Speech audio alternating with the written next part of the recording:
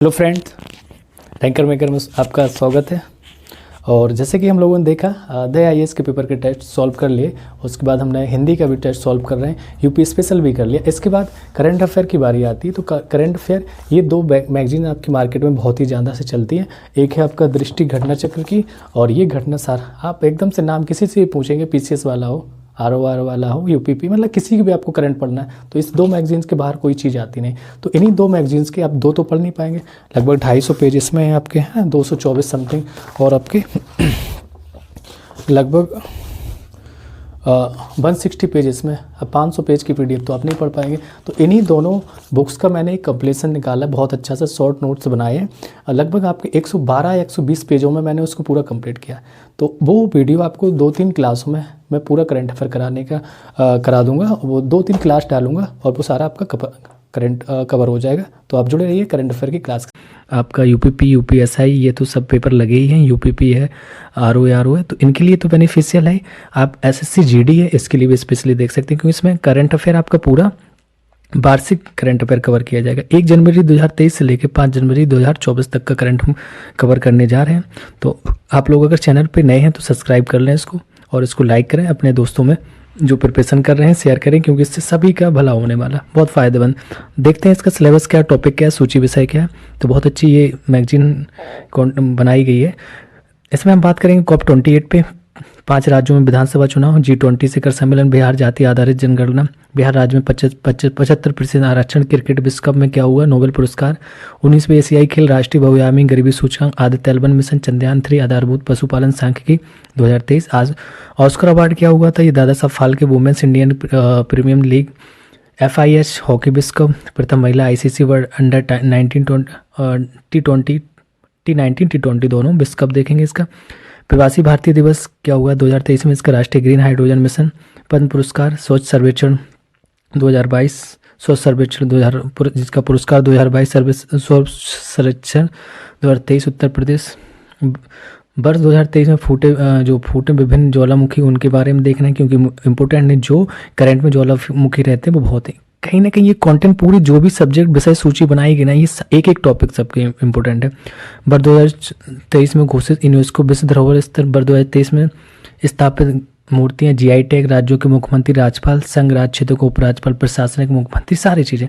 कुछ प्रमुख पदाधिकारी उनके बारे में देखेंगे, जैसे प्रमुख संवैधानिक, गैर संवैधानिक पदाधिकारी जो रहेंगे, सशस्त्र सेनाओं के जो अध्यक्ष हैं उनको देखना है, प्रमुख आयोग के अध्यक्ष, प्रमुख मंत्रालयों के सचिव, सलाहकार, जांच एजेंसी एवं अर्धसैन्य बलों के प्रमुख, भारतीय बोर्ड समिति प्राधिकरणों के अध्यक्ष, भारतीय महारत्न कंपनियां कुल 13 हैं, उनके बारे में एक तो क्वेश्चन यहीं से क्लियर होगा, कितनी है 13। सार्वजनिक क्षेत्र में उपक्रम के प्रमुख अध्यक्ष एवं प्रबंधक, भारत वन रिपोर्ट।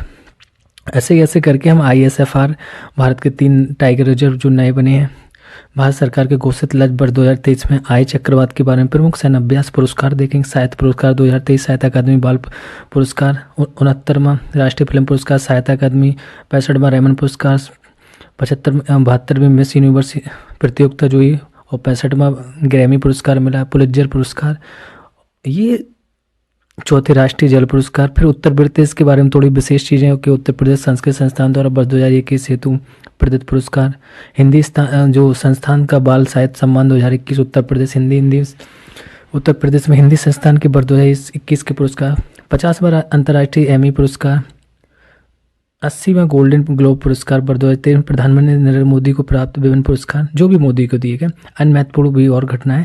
तो आप ऐसे देखेंगे कहीं ना कहीं ये सारी चीज़ें कवर की गई हैं। फिर जो चर्चित व्यक्ति थे उनके बारे में, ब्रांड एम्बेसडर कौन है, राष्ट्रीय सम्मेलन की बात करेंगे, अंतर्राष्ट्रीय सम्मेलन है, वर्ष महत्वपूर्ण घटना है, प्रमुख सूचकांक की बात करेंगे, संधियों की बात करेंगे, पुस्तकों की बात करेंगे, ठीक है, दिवस की दिन महीना ऐसा तक क्या होता है, सारी चीज़ें, आर्थिक भी बात करेंगे, केंद्रीय बजट की भी बात करेंगे, और अद्यतन में जो समसामयिकी सार संग्रह रहता है उसके बारे में, स्पेशली यहाँ उत्तर प्रदेश के बजट की बात करेंगे, क्योंकि उत्तर प्रदेश के पेपर लगेगा, केंद्रीय बजट की भी बात करेंगे।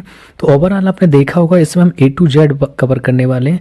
इसी इंडेक्स के हिसाब से हम टॉपिक फर्स्ट पे आते हैं, जिसमें COP 21। थोड़ा ये स्पीड से चलेगा वीडियो, क्योंकि एक ही क्लास में हमें पूरा A to Z कवर करना है। लगभग ये PDF आपकी 112 पेज की है, तो चैनल पर आपको इसकी PDF चाहिए रहेगी, वो रैंकर मेकर GS आप टेलीग्राम पर सर्च कर सकते हैं, उस पर आपको यहाँ पर इसकी PDF मिल जाएगी। तो COP COP28 से स्टार्ट करते हैं कि COP28 जो हमारा पहले ही टॉपिक है, तो इसकी स्थापना और इसकी जो अब इस टाइम पे जो आयोजन हुआ था, कहाँ पे हुआ था, कितने देश भागीदार हुए थे, सारी चीजें देखते हैं। चलिए इसकी आयोजन डेट की बात करते हैं। तो 30 नवंबर से 12 दिसंबर तक 2023 तक ये चला था। और जो इसकी जो आयोजन स्थल था वो आपका दुबई, संयुक्त अरब अमीरात था। ठीक है। नेक्स्ट इसमें भागीदार देशों की बात करेंगे तो लगभग 200 देशों ने भागीदारी की थी। और COP28 की प्रमुख उपलब्धियां क्या हैं वो भी देखते हैं। अच्छा, ये COP28 हो गया। इसकी नेक्स्ट मेजबानी किसको सौंपी गई? तो आपका मेजबान देश अजरबैजान होगा, क्योंकि जो नेक्स्ट 28 की मेजबानी करेगा वो अजरबैजान। तो इसकी कुछ प्रमुख उपलब्धियां, जैसे ग्लोबल स्टॉक टेक टेस्ट दिया जाता है, उसमें क्या आपका वर्ष 2030 तक नवीकरणीय ऊर्जा क्षमता को 3 गुना करना है और ऊर्जा दक्षता सुधार की वैश्विक औसत वार्षिक दर को 2 गुना करना। क्वेश्चन देखो, चीजों को थोड़ा समझ के चलना है, अगर समझ में नहीं आएगी उसको थोड़ा रिपीट करके चलेंगे, क्योंकि बहुत इंपॉर्टेंट टॉपिक है ये आपका। तो क्या करना है, इनका टारगेट है कि 2030 तक नवीकरणीय ऊर्जा को बढ़ावा देना, इसको 3 गुना करना है, सीधा सा देखें। और ऊर्जा दक्षता सुधार की वैश्विक औसत, मतलब नवीनीकरणीय ऊर्जा जो आपकी नेचुरल चीजें हैं उनको बढ़ावा देना है, और जो प्राकृतिक संसाधन है उन पर डिपेंडेंसी कम करना है। जैसे कि आपकी कोयला हो गया, पेट्रोल, डीजल, इन सबको कम करके आप सनलाइट के थ्रू बढ़ सकते हैं, हाइड्रो पावर के थ्रू आगे और जा सकते हैं। तो इस टाइप की आपकी वैश्विक औसत वार्षिक दर को 2 गुना करने का आह्वान किया गया, मतलब जो वैश्विक तापमान हो रहा है उन सबको कम करना है। वर्ष 2030 तक वैश्विक स्तर पर गैर CO2 उत्सर्जन को कम करना है। गैर 2030 तक जो CO2 उत्सर्जन है, ऐसे चीजों को कम करना, विशेष रूप से मीथेन उत्सर्जन को, क्योंकि मीथेन कहीं ना कहीं एक जो आपका ग्लोबल वार्मिंग में एक बहुत बड़ा अहम रोल निभाता है। नेक्स्ट इसको लिखा है ट्रांजिस्टिंग अवे फ्रॉम फोजियल फ्यूल्स, वर्ष 2050 तक वैश्विक जो शुद्ध शून्य नेट जीरो उत्सर्जन प्राप्त करने का आह्वान है।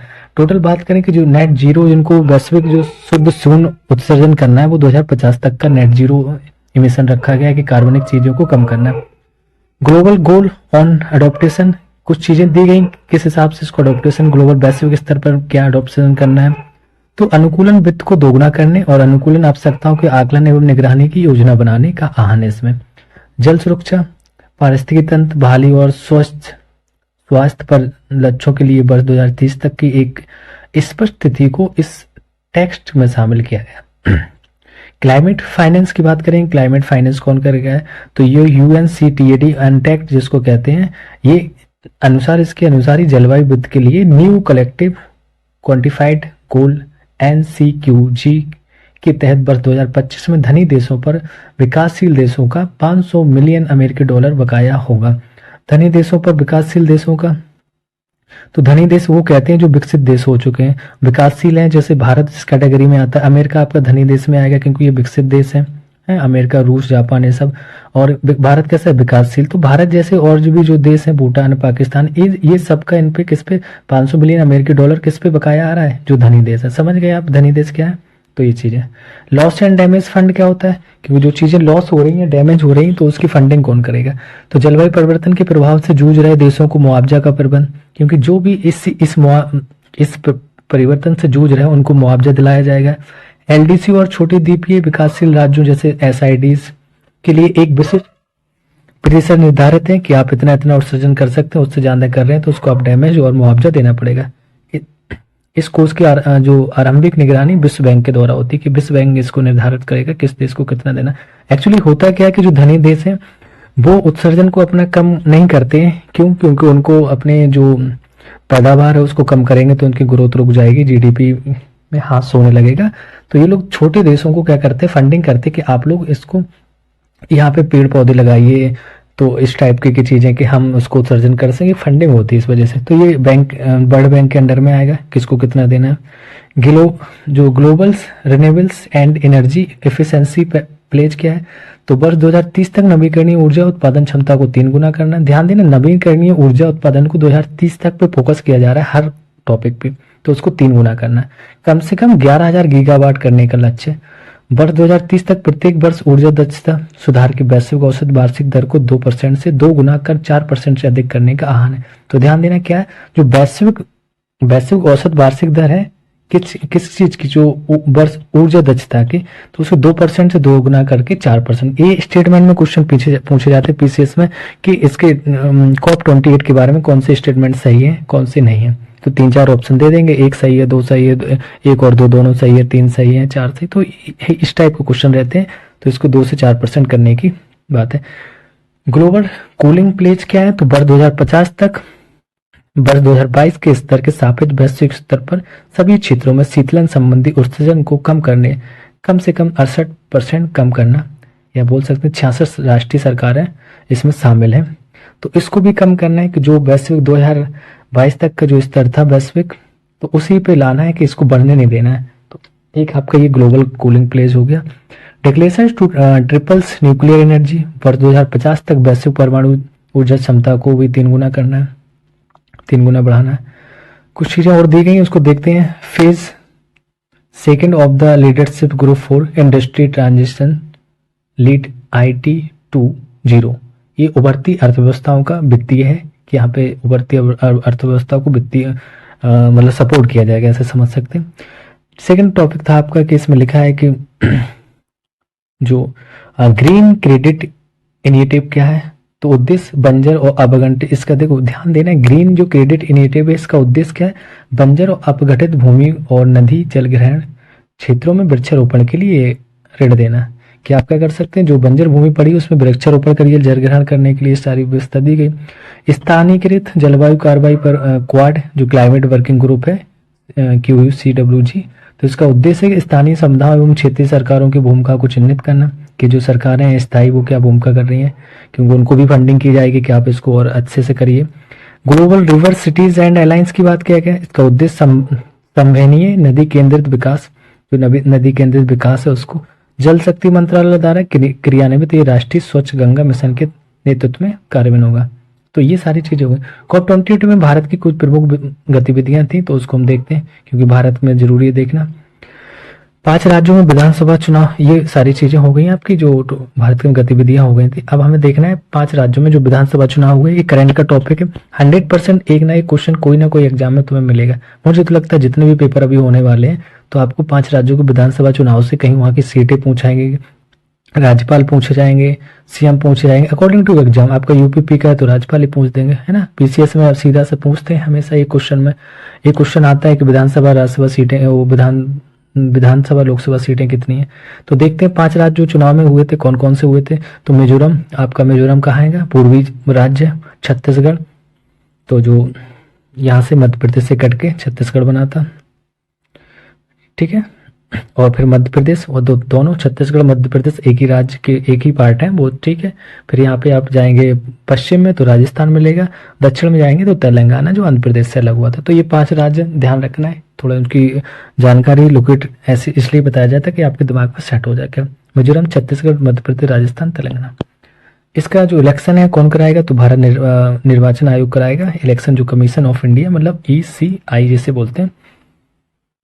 चुनाव की तिथि देखते हैं क्या। मिजोरम की बात करेंगे तो 7 नवंबर 2023 में इसमें चुनाव हुआ। छत्तीसगढ़ में 7 तथा 17 नवंबर को हुआ था, 2 डेट में। मध्य प्रदेश में 17 नवंबर को, राजस्थान में 23 नवंबर को और तेलंगाना में 30 नवंबर 2023 को। मिजोरम की कुल सीटों की बात करें, कौन कौन सी पार्टी थी, कितनी सीटें थी। मिजोरम में कुल सीट थी वो 40 थी। किसको कितने सीटें मिली हैं देखना है। तो जोरम पीपुल्स मूवमेंट है उसको 27 सीटें मिली हैं, जिसके मुख्यमंत्री आपके लाल धुहोमा बनाए गए। मिजो नेशनल फ्रंट को 10 सीट मिली, भारतीय जनता पार्टी को 2 मिली है, भारतीय राष्ट्रीय कांग्रेस को 1 सीट मिली है। ओके, नेक्स्ट छत्तीसगढ़ की बात करते हैं। छत्तीसगढ़ में कुल सीटें आपकी 90 थी, ठीक है। भारतीय जनता पार्टी जहां पे पूर्ण बहुमत से अपनी सरकार बनाती है, 54 सीटें हासिल करके, जहां पे मुख्यमंत्री आपके विष्णुदेव साय को बनाए गए। विष्णुदेव साय, ये ध्यान देना। उप मुख्यमंत्री यहाँ पे 2 बनाए गए, एक अरुण साव है और विजय शर्मा जी। यहाँ पे बात करेंगे तो राष्ट्रीय कांग्रेस को, भारतीय राष्ट्रीय कांग्रेस को 35 सीट मिली थी और गोंडवाना गणतंत्र पार्टी को 1 सीट मिली थी। ओके, नेक्स्ट देखते हैं मध्य प्रदेश की बात करेंगे तो मध्य प्रदेश में कुल 230 सीट थी। भारतीय जनता पार्टी यहाँ भी सरकार बनाती है 163 सीट पाके। भारतीय राष्ट्रीय कांग्रेस 66 सीट मिली और भारत आदिवासी पार्टी को 1। तो यहाँ पे जो 200 163 सीट मिली है बीजेपी को, तो जिसमें से मुख्यमंत्री डॉक्टर मोहन यादव जी को बनाया। यहाँ भी 2 उप मुख्यमंत्री जगदीश देवरा और राजेंद्र शुक्ला जी को बनाया गया। ठीक है, राजस्थान की बात करें, कुल सीटें 199 थी, तो भारतीय जनता पार्टी 115 सीट पूर्ण बहुमत यहाँ भी लाती है। और कांग्रेस की बात करेंगे 69 सीट, और भारत आदिवासी पार्टी 3, बहुजन समाज पार्टी 2, राष्ट्रीय लोकदल 1, राष्ट्रीय लोकतांत्रिक पार्टी 1 और स्वतंत्र 8 सीटें ले गई। तो यहाँ पे मुख्यमंत्री भजन लाल शर्मा को बनाया गया। यहाँ पे 2 भी उप मुख्यमंत्री बनाए गए, एक आपकी दिया कुमारी और प्रेमचंद बैरवा को बनाया गया। कांग्रेस की बात करते हैं, कांग्रेस में कुल 119 सीटें थी। यहाँ पे आपके भारतीय राष्ट्रीय कांग्रेस मतलब तेलंगाना की बात करते हैं, तेलंगाना में 119 सीटें थी और कांग्रेस यहाँ पे सरकार बनाती है 64 सीटों के साथ। भारत राष्ट्र समिति को 39 सीटें मिली, भारतीय जनता पार्टी को 8 और IEMA जो मुस्तिबीन है ये 7 party, communist party of India को 1 पार्टी मिली। यहाँ के सीएम की बात करेंगे तो आपके A रेवंत रेड्डी को बनाएगा, उप मुख्यमंत्री जो बनाए गए भट्टी विक्रमार्क मल्लू को बनाएगा।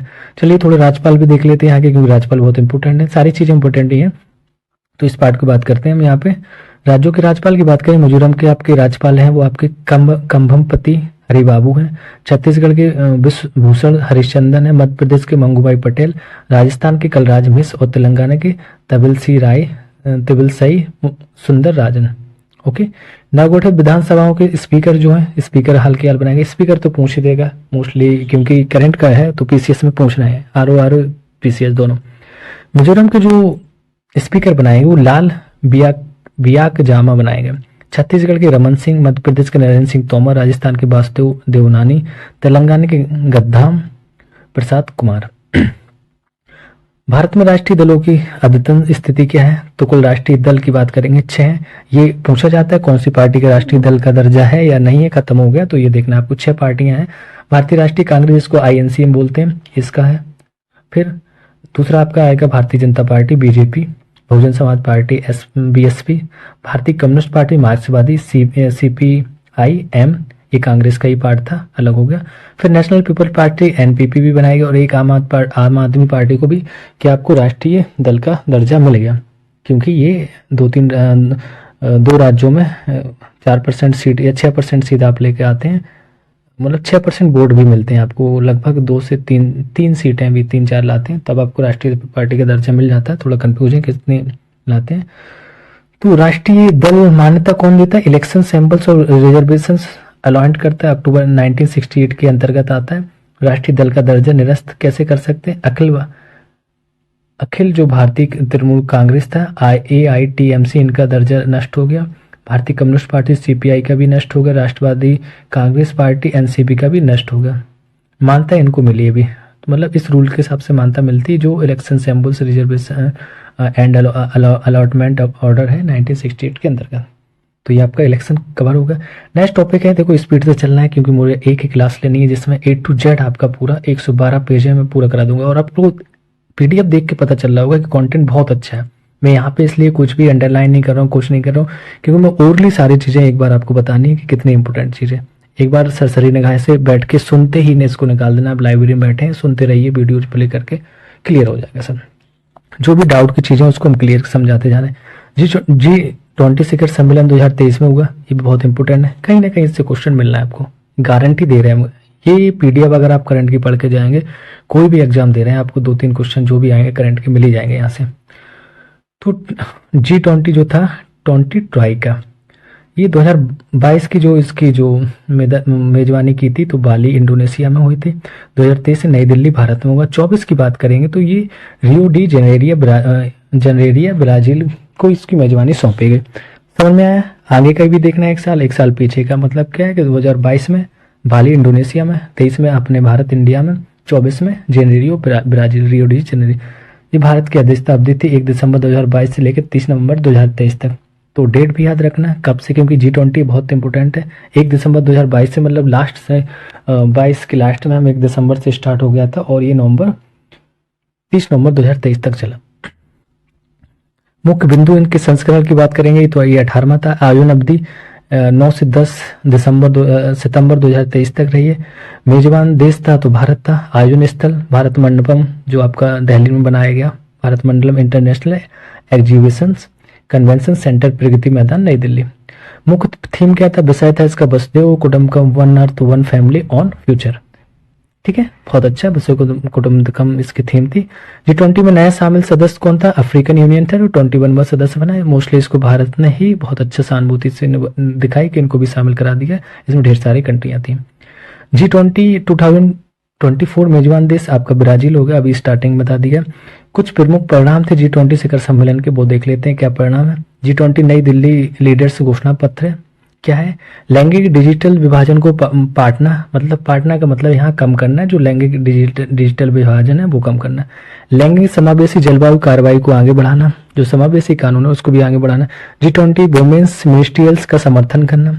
वर्ष 2050 तक शुद्ध शून्य कार्बन उत्सर्जन का लक्ष्य। तो ये ध्यान देना कि जो 2050 तक का शुद्ध कार्बन का लक्ष्य रखा गया है according to G20। Clean energy technology हेतु प्रति वर्ष $4 ट्रिलियन की आवश्यकता करना। अफ्रीकी संघ की बात करें, इसको शामिल किया गया, थोड़ा इसका इतिहास देख लेते हैं क्या। स्थायी सदस्य तो यूरोपीय संघ के बाद G20 में शामिल दूसरा या क्षेत्रीय गुट है वो, ये दूसरा है, पहला क्या था आपका यूरोपीय संघ था। वर्ष 1999 के बाद समूह का पहली बार विस्तार हुआ है, कि उसके पहले अभी तक कोई नहीं जुड़ा था इसमें, G20 ही थे। अफ्रीका संघ के सदस्य देशों की संख्या 55 है। जो अफ्रीका के संघ है उसके उसमें 55 देश आते हैं, तो ये पूरा एक संघ ही जुड़ा है। तो G20 वैसे भी ये 20 एक अर्थव्यवस्था वाली, बड़ी अर्थव्यवस्था वाली कंट्रीज में ऐड है। तो ये संघ और आगे एक यूरोपीय संघ था ही पहले, दूसरा संघ आ गया आपका अफ्रीका संघ, 55 देश, जिसमें अफ्रीकी संघ के वर्तमान अध्यक्ष है वो अजाली असोमानी है। तो ये ध्यान देना, इसके अध्यक्ष बड़ा इंपॉर्टेंट हो जाएंगे, अजाली असोमानी, जिनको कोमोरोस संघ के राष्ट्रपति भी कहा जाता है। देखो मैं कोई भी चीज अंडरलाइन नहीं कर रहा हूँ, कुछ भी मार करके यूज नहीं कर रहा हूँ, कि मुझे पता है कि स्पीड से मुझे कवर भी कराना है इसको, क्योंकि एक क्लास लेना 6-7 घंटे की बहुत बड़ी हो जाएगी, मतलब 6-7 घंटे नहीं कर सकते, जितने में कवर हो जाए। वैश्विक जैव ईंधन गठबंधन तो देखते हैं इसको, वैश्विक जैव ईंधन गठबंधन क्या हुआ था, इसमें क्या सारी चीजें, शुभारंभ कब हुआ, इसका भागीदारी उद्देश्य क्या, सारी चीजें देखते हैं। तो 9 दिसंबर 2023 को इसका शुभारंभ होता है।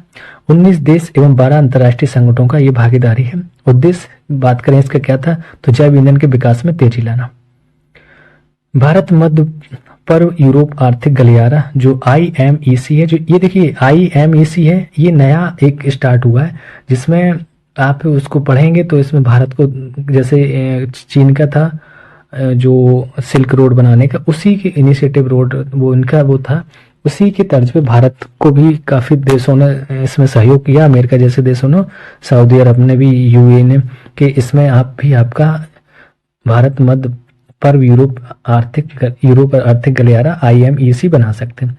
शुभारंभ इसके बाद 9 सितंबर 2023 को हुआ। समझौता ज्ञापन में शामिल देश जैसे भारत, अमेरिका, सऊदी अरब, UAE, फ्रांस, जर्मनी, इटली एवं यूरोपीय संघ, इन लोगों ने भारत को सपोर्ट किया कि आप भी यूरोप से जोड़ सकते हैं, अपना जो व्यापार है बढ़ा सकते हैं। IMEC ध्यान रखना, इसका फुल फॉर्म भी पूछा जा सकता है, भारत मध्य पर्व यूरोप आर्थिक गलियारा का निर्माण 2 अलग अलग गलियारों से मिलकर होगा, जो निम्न है। कौन सा, एक पूर्वी गलियारा होगा, एक उत्तरी गलियारा। पूर्वी गलियारा में देखते हैं क्या है, यह गलियारा भारत को अरब की खाड़ी से जोड़ेगा। ध्यान देना, ये अरब की खाड़ी से सीधे हिंद सागर से होते हुए अरब की खाड़ी से लिंक करेगा। ये उत्तरी गलियारा की बात करेंगे तो यह गलियारा अरब की खाड़ी को यूरोप से जोड़ेगा। सिंपल सा वही है, अरब की खाड़ी को यूरोप से, ठीक है। अरब की खाड़ी मतलब सॉरी, ये गुजरात वाले पार्ट से, वहां से अरब सागर से होते हुए वही आपका जुड़ेगा। नेक्स्ट, स्थापना वर्ष की बात करते हैं 1999 में इसकी हुई थी। किसकी बात कर रहे हैं हम लोग बात कर रहे हैं आपकी वैश्विक जैव ईंधन गठबंधन की। सदस्य जो देश हैं, अर्जेंटीना, ऑस्ट्रेलिया, ब्राजील, कनाडा, चीन, France, Germany, Bharat, Indonesia, Italy, Japan, दक्षिण कोरिया, मैक्सिको, रूस, सऊदी अरब, दक्षिण अफ्रीका, तुर्की, UK तथा अमेरिका। विशेष क्या था, देखो ये G20 में ही उसी पे टॉपिक पे बात हुई थी, वही सारी चीजें अभी चल रही हैं। तो इसमें विशेषता क्या थी G20 के, जो देखिए सबसे इंपॉर्टेंट तो यही टॉपिक G20 आपका।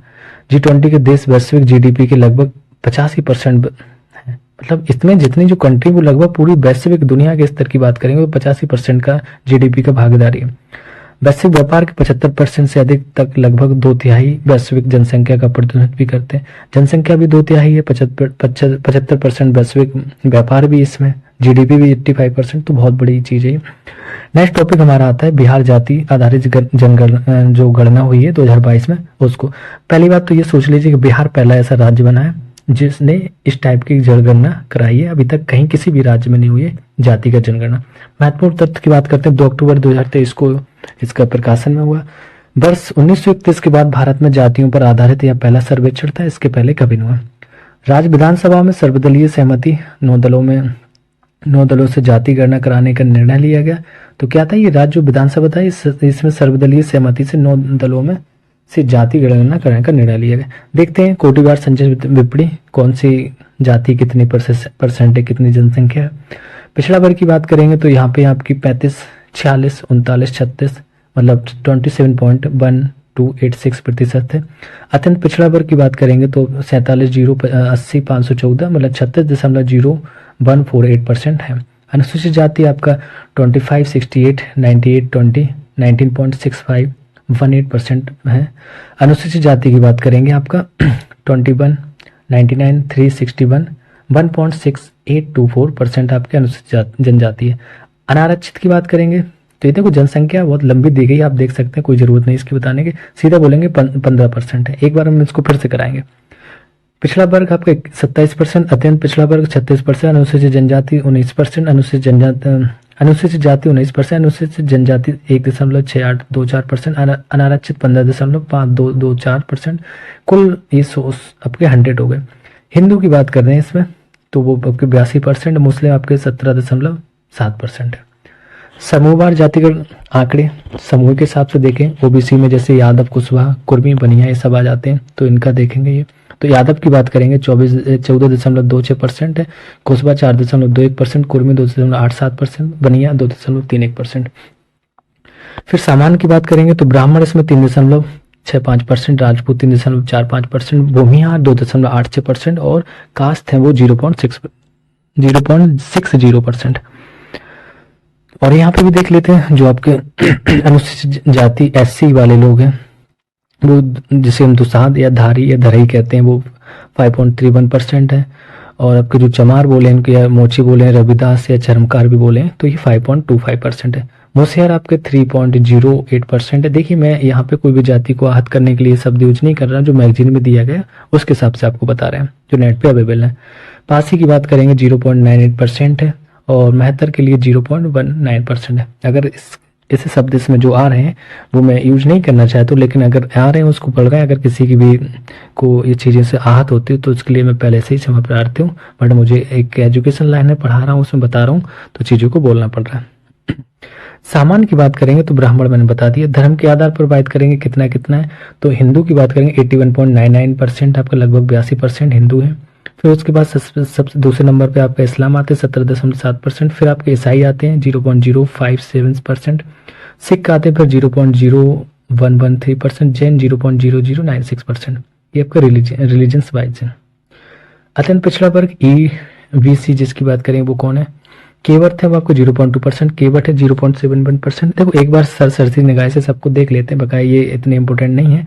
मल्लाय निषाद 2.65%। क्वेश्चन है क्या ना पूछ दे इसकी वजह से। तेली 2.81, नाई 1.59, धानुक 2.13, गंगोत्ता 0.49, चंद्रवंशी कहार जिसको बोलते हैं 1.64, नौनिया 1.91, प्रजापति कुमार 1.40, बढ़ई 1.45 और बिंद आपके 0.98%।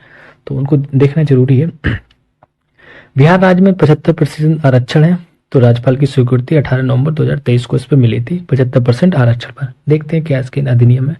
अधिनियम बिहार पदों एवं सेवाओं की रिक्तियों में आरक्षण दिया गया। इसमें अनुसूचित जातियों, अनुसूचित जनजातियों और अन्य पिछड़ा वर्गों के लिए संशोधन अधिनियम 2023 में आता है। तीसरा पॉइंट है इसमें संशोधन बिहार पदों एवं सेवाओं की रिक्तियों में आरक्षण है। जो भी बिहार में रिक्तियां आएंगी उन पे उनके आरक्षण कि वो लोग यहाँ पे पहले इनको प्रायोरिटी दी जाएगी। अनुसूचित जाति हो गया, अनुसूचित जनजाति एवं अन्य पिछड़ा वर्गों के लिए अधिनियम 1991 के तहत इसमें दिया गया कि बिहार अधिनियम 03/1992 के तहत। नेक्स्ट देखते हैं कि सीधी भर्ती के लिए आरक्षण। तो सीधी भर्ती के लिए आरक्षण की बात करते हैं क्या है इसमें। सीधी भर्ती आरक्षण के लिए इसमें सीधा लिखा है कि जो कोटि है और आरक्षण दिया गया है, इसको क्या आरक्षण मिला उसके बारे में देखते हैं। कोटि लिखा है कि खुली जो गुणा गुण कोटि में है वो आपकी 35% है, आरक्षित कोटि में बात करेंगे तो 65% है। नेक्स्ट है आरक्षित कोटे की जो 65% रिक्तियों में से विभिन्न जो कोटियों को आरक्षण दिया गया। समझ रहे, जो आपकी जो कोटि है उसमें से 65% रिक्तियों में विभिन्न कोटियों को आरक्षण दिया। वो विभिन्न कोटि कौन कौन सी है, जैसे अनुसूचित जाति है तो 20% इनको मिल गया, अनुसूचित जनजाति इनको 0.2% हो जाएगा, अन्य पिछड़ा वर्ग हो जाएगा आपका, अन्य पिछड़ा वर्ग हो गया उसका 25%, पिछड़ा वर्ग हो गया 18%। तो सबको इस टाइप से आपको आरक्षण बांटा गया। नेक्स्ट देखते हैं क्या है, एक नोट लिखा है, इसमें लिखा है खुली कोटि में से 10% आरक्षण आर्थिक रूप से कमजोर वर्ग के लिए दिया गया। ईडब्ल्यूएस वाला है तो कौन किस कैटेगरी में आएगा, खुली गुणवत्ता कोटि में। तो ये बिहार का नीचे नक्शा दिया गया है, आप इसको देख सकते हैं, बकाया नक्शे से कुछ फोकस नहीं करना। नेक्स्ट देखते हैं क्रिकेट विश्व कप हुआ तो इसके थोड़ा सा देख लेते हैं। विश्व कप के कहीं ना कहीं प्रावधान रहेंगे, कौन जीता, क्या हारा, कितने रनों से, किसको पर्पल कैप, ग्रीन कैप, पता नहीं जो भी रहते हैं वो देखते हैं। तो विजेता ऑस्ट्रेलिया रहा है और विजेता आपका इंडिया रहा। ये वर्ल्ड कप है। ऑस्ट्रेलिया के कप्तान वो थे, कौन थे, पैट कमिंस थे, और इंडिया के कप्तान रोहित शर्मा। फाइनल मैच की डेट की बात करेंगे तो इसकी डेट थी आपके जो लिखा है 19 तारीख 11वां महीना, मतलब 19 दिसंबर 2023 को। ऑस्ट्रेलिया ने भारत को 6 विकेट से हराया।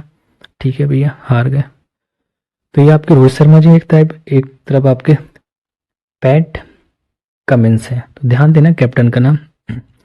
फैक्ट है कुछ, संस्करण 13वां था ये, प्रारूप एक दिवसीय जो 50 ओवर का मैच होता है। आयोजन तिथि 5 अक्टूबर से लेके 19 नवंबर 2023 तक चला। प्रतिभागी टीमें थी 10।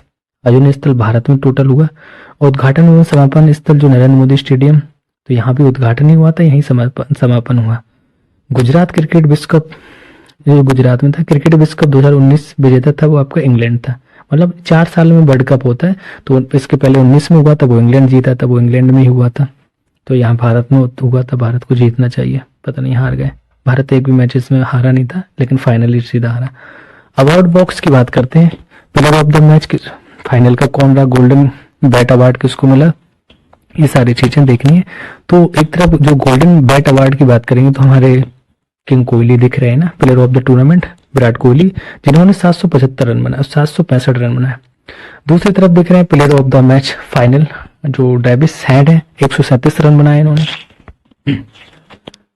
मोहम्मद शमी, रोहित शर्मा और क्विंटन डी डॉक के बारे में कुछ देखते हैं। मोहम्मद शमी ये गोल्डन बॉल अवार्ड से सम्मानित किए गए, इनको सर्वाधिक विकेट 24 विकेट इन्होंने लिए। रोहित शर्मा की बात करेंगे, सर्वाधिक सिक्सेस लगाने वाले हैं, छक्का लगाए इन्होंने, 31 छक्के लगाए। क्विंटन डी कॉक दक्षिण अफ्रीका के सर्वाधिक शतक लगाए, इन्होंने 4 शतक लगाए थे। तो विशेष तथ्य है क्रिकेट विश्व कप के कि ऑस्ट्रेलिया ने 6ठी बार विश्व कप जीता है। इससे पहले वो, हाँ ये जरूर एक पूछा जाएगा कितनी बार जीता है, तो 6ठी बार।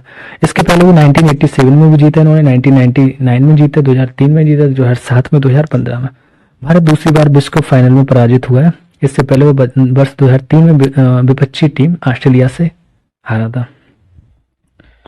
तो अब तक भारत 2 बार विश्व कप विजेता बना है, एक 1983 जिसपे वो एक मूवी भी बन चुकी है, और दूसरा आपका 2011 में।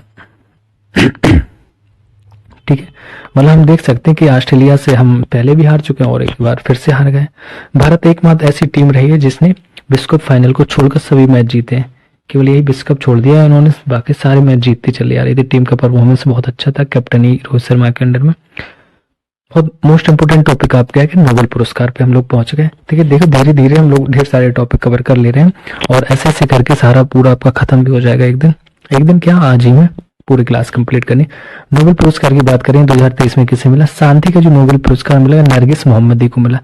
ये क्वेश्चन 100% पूछा जाना है इनसे। ये टॉपिक भी ऐसे ही है, और बाय पिक्चराइजेशन इसको अच्छे से PDF जो बनाई गई है, आप समझ सकते हैं, इसमें बहुत बेनिफिशियल आपके लिए। नरगिस मोहम्मदी को इसको शांति का नोबेल पुरस्कार मिला है। ईरान में ये महिलाओं के उत्पीड़न के खिलाफ तथा मानवाधिकार की स्वतंत्रता हेतु जानी जाती हैं। तो ध्यान देना कि इसके लिए इनको मिला कि जो ईरान में महिलाओं के उत्पीड़न के खिलाफ तथा मानवाधिकारों की जो स्वतंत्रता हेतु इनको दिया गया कि महिलाओं को स्वतंत्र रहना चाहिए। साहित्य की बात करेंगे, साहित्य का नोबेल पुरस्कार किससे मिला है, तो जॉन ओलाफ फोसे को मिला है। उनके जो नवोन्मेषी जो नाटकों और गद्य के लिए जो अनकही कहानियां लिखी थी उन्होंने, अनेजिबल्स को आवाज देते हैं ये। अर्थशास्त्र का बात करेंगे तो ये महिलाओं के श्रम से लेकर था कि महिलाओं के श्रम बाजार से लेकर जो क्लाउडिया गोल्डन को मिला, किसको? Claudia golden. तो महिलाओं के श्रम बाजार के परिणामों के बारे में हमारी समझ को उन्नत या विकसित करने के लिए तो ध्यान देना है। इसको तरीका क्या करेंगे? शांति, मतलब नरगिस को शांति मिली है ना। साहित्य जॉन अब्राहम, ऐसे कर लो, मतलब एक ट्रिक करना है हमें कहीं याद करने के लिए। साहित्य के जॉन में काम करना है ना। नरगिस शांत रहती है। अर्थ क्लाउडिया गोल्डन। अर्थ की हम किस में बात करते हैं? किससे आता है? गोल्ड से, तो गोल्डन है ना, अर्थ गोल्डन। तो इस टाइप से इनको हम लर्न कर सकते हैं। देखो तरीका, नहीं तो कंफ्यूज होंगे, तो उससे कहीं ना कहीं उनको लिंक करेंगे तो याद रहते हैं। भौतिक विज्ञान की बात करते हैं और तो वो आपका 3 लोगों को मिला है, संयुक्त रूप से दिया गया, पेरे अंगोस्टिनी को और फेरेंस क्रॉस और एनी एलहुई लियर को। तो ये भौतिक ही नाम उनका ऐसा है, तो ऐसे ही इनको भी हम ऐड करेंगे। जैसे फेरेंस फिजिक्स से ही वर्ड पहला मिल रहा है। फ्रेंस पियरे, ऐसे बोलेंगे फ्रेंस पियरे एनी। तो ये आपका पेरे अंगोस्टिनी, फेरेंस क्रॉस, एनी एलहुई लियर। इन जो प्रायोगिक तरीकों के लिए जिसमें पदार्थ में इलेक्ट्रॉन की गतिशीलता के लिए एटोसेकंड पल्स उत्पन्न किए गए, तो उनके लिए इनको तीनों लोग को दिया गया। चिकित्सा का 2 लोग को दिया गया। एक तो क्वेश्चन यही हमें सीधा बन रहा है कि आप ध्यान रखें, फिजिक्स का 3 लोगों को संयुक्त रूप से दिया गया, चिकित्सा का 2 लोग को, रसायन विज्ञान का भी 3 लोग को। तो चिकित्सा में बात करेंगे किस किस को दिया गया? कैटालिन कारिको और ड्रू विस्मैन। कैटालिन ड्रू ऐसे बोल सकते हैं चिकित्सा, कैटालिन ड्रू चिकित्सा। तो ये न्यूक्लियोसाइड जो आधार संशोधनों से संबंधित उनकी खोजों के लिए जिनसे कोविड-19 के खिलाफ प्रभावी mRNA टीके के विकास को सक्षम बनाया गया था, चिकित्सा के क्षेत्र से। रसायन विज्ञान की बात करेंगे, मोंगी जी बावेंडी, लुइस ई ब्रूस, एलेक्सी एकिमोव। तो रसायन विज्ञान नाम भी बड़ा है तो इनके भी नाम बड़े हैं। मोंगी लुइस एलेक्सी, ऐसे बोलेंगे, मोंगी लुइस एलेक्सी रसायन। क्वांटम डॉट्स की जो खोज और उनके संरक्षण के लिए इनको दिया गया है। तो इनको देखना पड़ेगा आपको बार बार, और नहीं तो आप वीडियो देखते रहिएगा। ये पीडीएफ रैंकर मेकर जीएस करके आप टेलीग्राम पर सर्च करेंगे, वहां मिल जाएगा। तो आपको एक बार इसको देख लेना, क्योंकि ये कंफ्यूजिंग रहते हैं, क्योंकि एक जैसे बार बार से नाम है। हम टॉपिक पहुंच गए हैं 19वें एशियाई खेल। 19वें एशियाई खेल के बारे में देखते हैं क्या होगा, क्योंकि आपका खेल से एक क्वेश्चन हमेशा पूछा जाता है। तो एशियाई खेल गेम जो नए शामिल गेम खेल है इसमें, तो वो कौन सा था आपका? E sports and break dancing. किस किस को एशियाई खेलों में शामिल किया गया? E sports and break dancing, 2 खेलों को शामिल किया गया। एशियाई खेल भारत में ही हुए हैं। आपके समापन समारोह में भारतीय दल के जो ध्वजवाहक रहे थे वो आपके PR श्रीजेश रहे थे। ये गोलकीपर पुरुष हॉकी टीम के थे। भारतीय दल की संख्या बात करेंगे 655 थी। उद्घाटन समारोह में भारतीय दल के ध्वजवाहक, तो ये पहले कौन से थे? जो समापन समारोह में आपके PR श्रीजेश रहे थे, और उद्घाटन में हरमनप्रीत सिंह कप्तान जो पुरुष हॉकी टीम की थी, और लवलीना। भारत का स्थान इसमें 4था रहा। भारत द्वारा विजित कुल पदक 107 थे, जिसमें से आपके 28 स्वर्ण पदक थे, 38 रजत एवं 41 कांस्य पदक। भारत ने पहला स्वर्ण पदक जीता पुरुषों की 10 मीटर एयर राइफल टीम में स्पर्धा में। तो स्वर्ण पदक पहला किसमें मिला था? जो पुरुषों की 10 मीटर एयर राइफल टीम स्पर्धा थी उसमें। पदक विजेता जो शीर्ष देशों में रहे, तो उनको देख लेते हैं, थोड़ा डीप करते हैं। चीन की बात करें तो सबसे ज्यादा इसने स्वर्ण पदक जीते, हम बोल सकते हैं ओवरऑल सबसे ज्यादा पदक भी विजेता रही है चीन। 201 इसने स्वर्ण पदक, रजत 111, कांस्य 71, कुल पदक 383। जापान दूसरे नंबर पे आता है, 52 स्वर्ण पदक, रजत 67, 69 आपके कांस्य, 180 टोटल। तो टोटल देखते हैं, कोरिया ने 42 गोल्ड और टोटल 190। भारत टोटल 28 स्वर्ण पदक, तो भारत का पूरा देख लेते हैं। भारत क्या है? 28 स्वर्ण पदक और आपके रजत पदक 38, 41 आपके कांस्य पदक, टोटल 107 पदक जीते। उज्बेकिस्तान 22 स्वर्ण पदक, टोटल 71। ठीक है।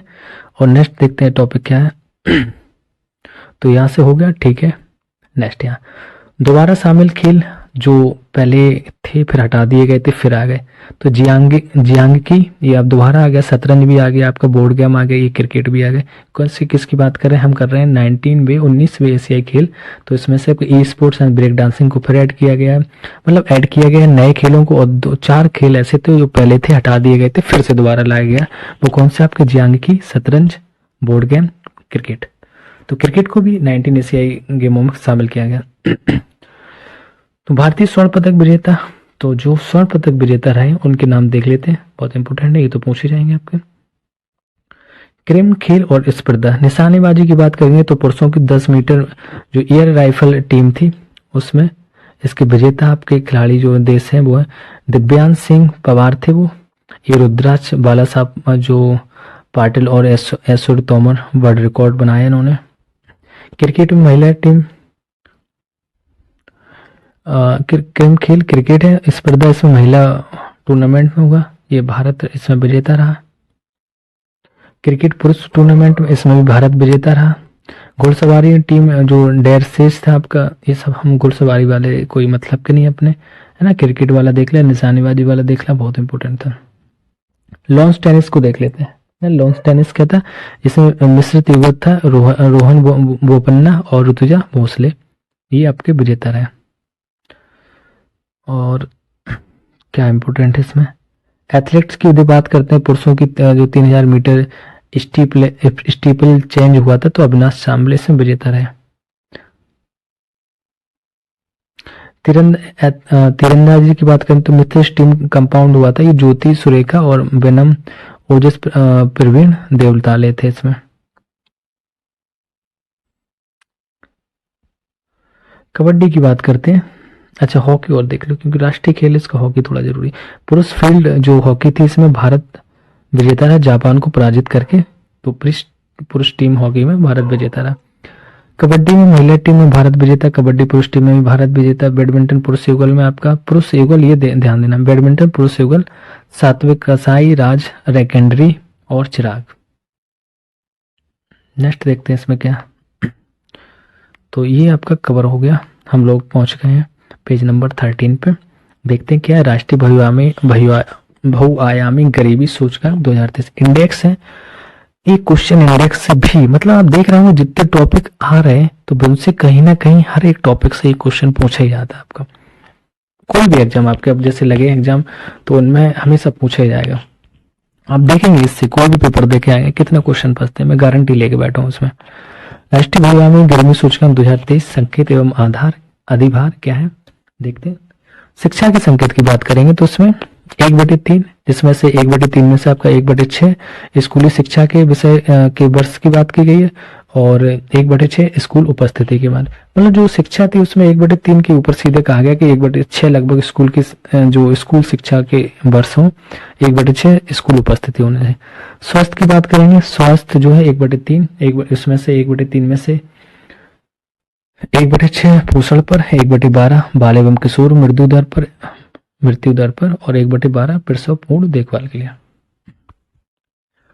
रहन सहन स्तर की बात करेंगे तो 1/3 लोग है उसी में से डिवाइड करना, 1/21 लोग खाने पकाने के ईंधन के लिए, 1/21 स्वच्छता के लिए, 1/21 पेयजल, इसमें सब 1/21 आवास, विद्युत, संपत्ति, बैंक खाता। हेड काउंट अनुपात क्या है, शीर्ष जैसे MPI वाले राज्य हैं वो NHSFS 5 है। बिहार जैसे आपका गरीबी से इसमें है तो 33.7%, 76%, झारखंड में 28.81%, मेघालय 27.79%, उत्तर प्रदेश 22। तो हमारे लिए यहाँ इम्पोर्टेंट, हमें मोस्टली फोकस करना है उत्तर प्रदेश वाले, तो यहाँ उत्तर प्रदेश 22.93 इसकी गरीबी रेखा की यहाँ पे बात करेंगे, या हेड काउंट अनुपात की बात करेंगे, गरीबी में इतना है। मध्य प्रदेश 20.63%।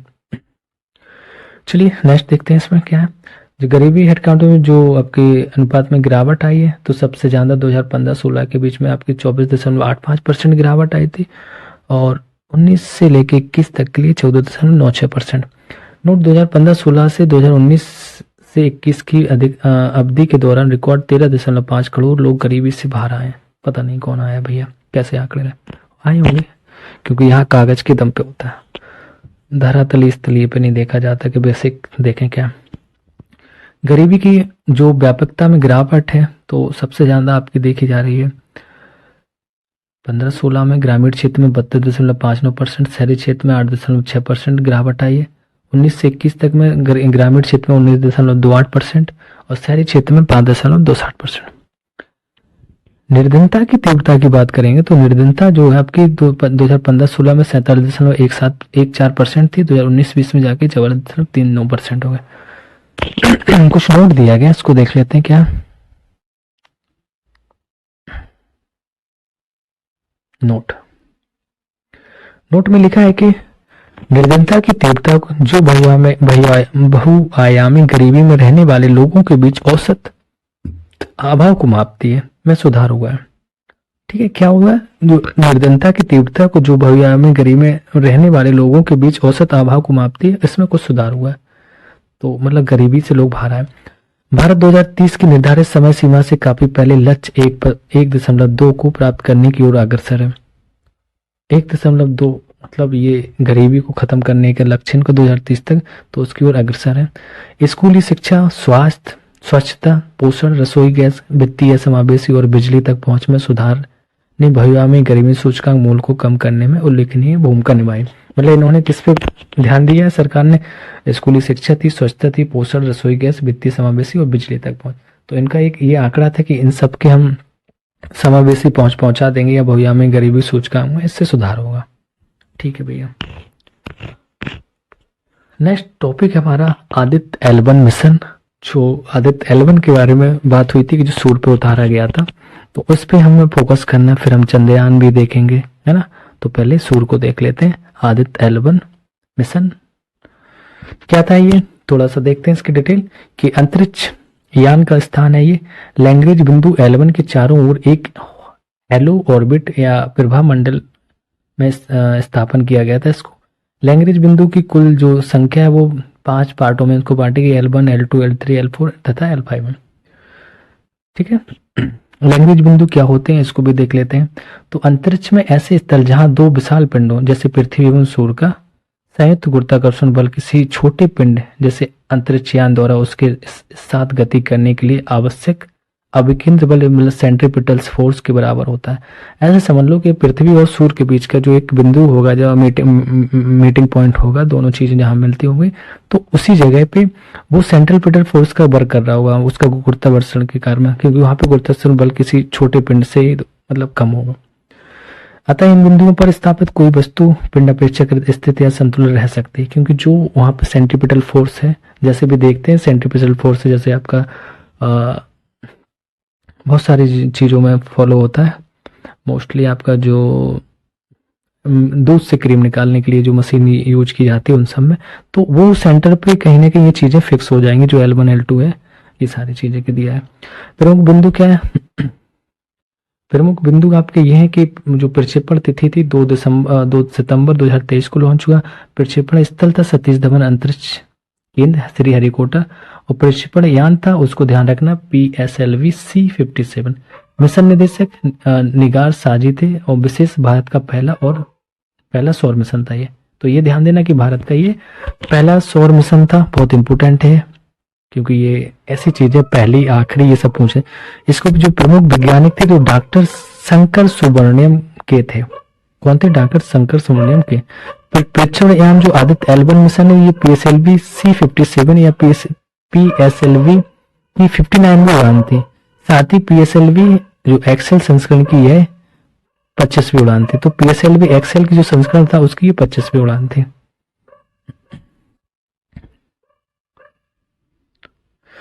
चलिए कुछ L1 के बारे में देखते हैं। आदित्य L1 मिशन में जो संकलन पेलोड है उनके बारे में। तो विजुअल इमिशंस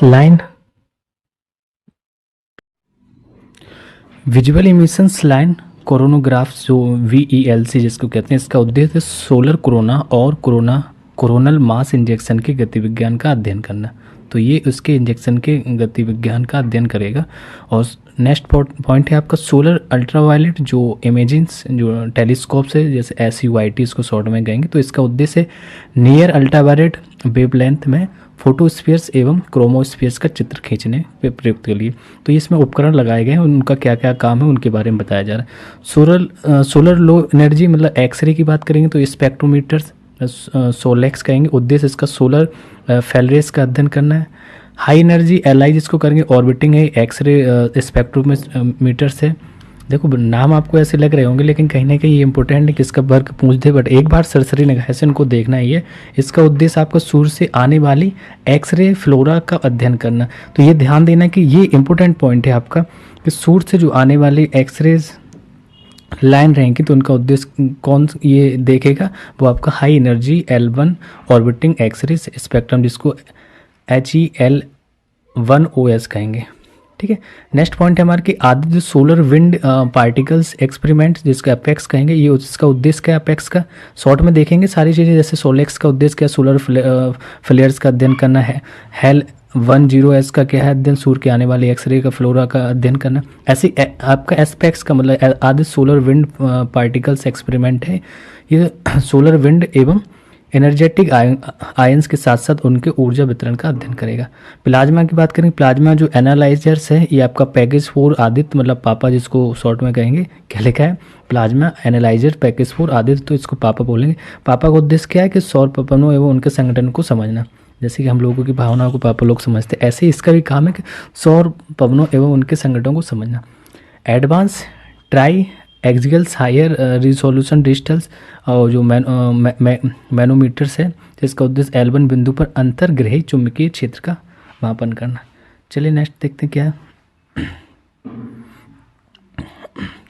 ये हमारा आदित्य L1 मिशन में जो संलग्न पेलोड एवं विकास कार्य करता है उनके बारे में दिया गया क्या क्या है। जैसे कुछ जो पॉइंट है आपके VELC जिसको हम बोलेंगे Indian institute of astrophysics Bengaluru का मतलब जिन्होंने अपना भाग दिया है या बोल सकते पार्टिसिपेट इसमें किया, विकास करता थे वो, तो आपका VELC भी थे Indian institute of astrophysics Bengaluru. SUIT जिसको Indian university centres of astronomy and astrophysics Pune के एक संस्था है। सोलेक्स की बात करेंगे तो सोलेक्स UR रो सैटेलाइट सेंटर्स बेंगलुरु है। HEL10S की बात करेंगे तो आपका UR रो सैटेलाइट सेंटर बेंगलुरु ये भी है। एस्पेक्ट्स की बात करेंगे जो उपकरण इसमें लगे हैं एस्पेक्ट्स था वो आपका, तो ये फिजिक्स रिसर्च लेबोरेटरी अहमदाबाद है। पापा की बात करेंगे तो ये आपका था space physics laboratory Vikram Sarabhai space centres Tripuram. ठीक है, नेक्स्ट आपका advance tri axials high resolution digitals management manometers, तो आपका ये laboratory for electro optics system Bengaluru. Next देखते हैं चंद्रयान 3 के बारे में देखते हैं, बहुत इंपॉर्टेंट टॉपिक आपका ये भी है। चंद्रयान 3 में लिखा है कि इसकी जो प्रक्षेपण तिथि थी वो 14 जुलाई 2023 थी। प्रक्षेपण यान जो इसमें था LVM3, कौन सा था LVM3, चंद्रयान 3 LVM3 ऐसे याद करना, इसके साथ 4 लगाना है LVM3 M4। प्रेक्षण स्थल जो था सतीश धवन अंतरिक्ष केंद्र श्रीहरिकोटा था। मिशन का जीवन काल है 1 चंद्र दिवस लगभग 14 पृथ्वी दिन, क्योंकि वहाँ पे 14 पृथ्वी दिन के हिसाब से एक चंद्र दिवस मनाया जाता है, फिर रात हो जाती है। तो इन्होंने सोचा था कि कुछ दिन उसके बाद फिर से वो जागृत हो जाएगा, लेकिन नहीं, ऐसा काम नहीं किया सका। बट वही काम नहीं किया, बकाया लैंडिंग उसकी सारी सफल रही थी। चंद्रयान मिशन के घटक क्या है, एक स्वदेशी प्रणोदन मॉड्यूल है, ये लैंडर मॉड्यूल है विक्रम, इसका रोवर प्रज्ञान है। चंद्रयान 3 में जो संलग्न पेलोड थे वो आपके क्या क्या थे, सेस्ट बोल सकते हैं CHAST, जिसको हम चंद्रा सरफेस थर्मोफिजिकल्स एक्सपेरिमेंट कहेंगे। और आंबा है जो आपका radio anatomics of moon bound हाइपरनेस्टिप्स आइसोस्फीयर्स एटमॉस्फेयर है। ILSA जिसको instruments for lunar seismic activity के लिए देखेंगे। LRA जो है आपका लेजर जो रेडियो रिफ्लेक्टर एरी है। चंद्रयान 3 रोवर में जो संलग्न पेलोड है उनको देखते हैं एपेक्स क्या, तो अल्फा पार्टिकल एक्सरे स्पेक्ट्रम्स। इसका उद्देश्य है चंद्रमा पर लैंडिंग स्थल के आसपास जो मृदा एवं चट्टानों के रासायनिक संगठन जैसे मैग्नीशियम है, एल्युमिनियम है, सिलिका है, पोटेशियम है, तो ये सब मतलब MgAl SI KCa TI Fe का पता लगाना, आयरन सारी चीज़ों का।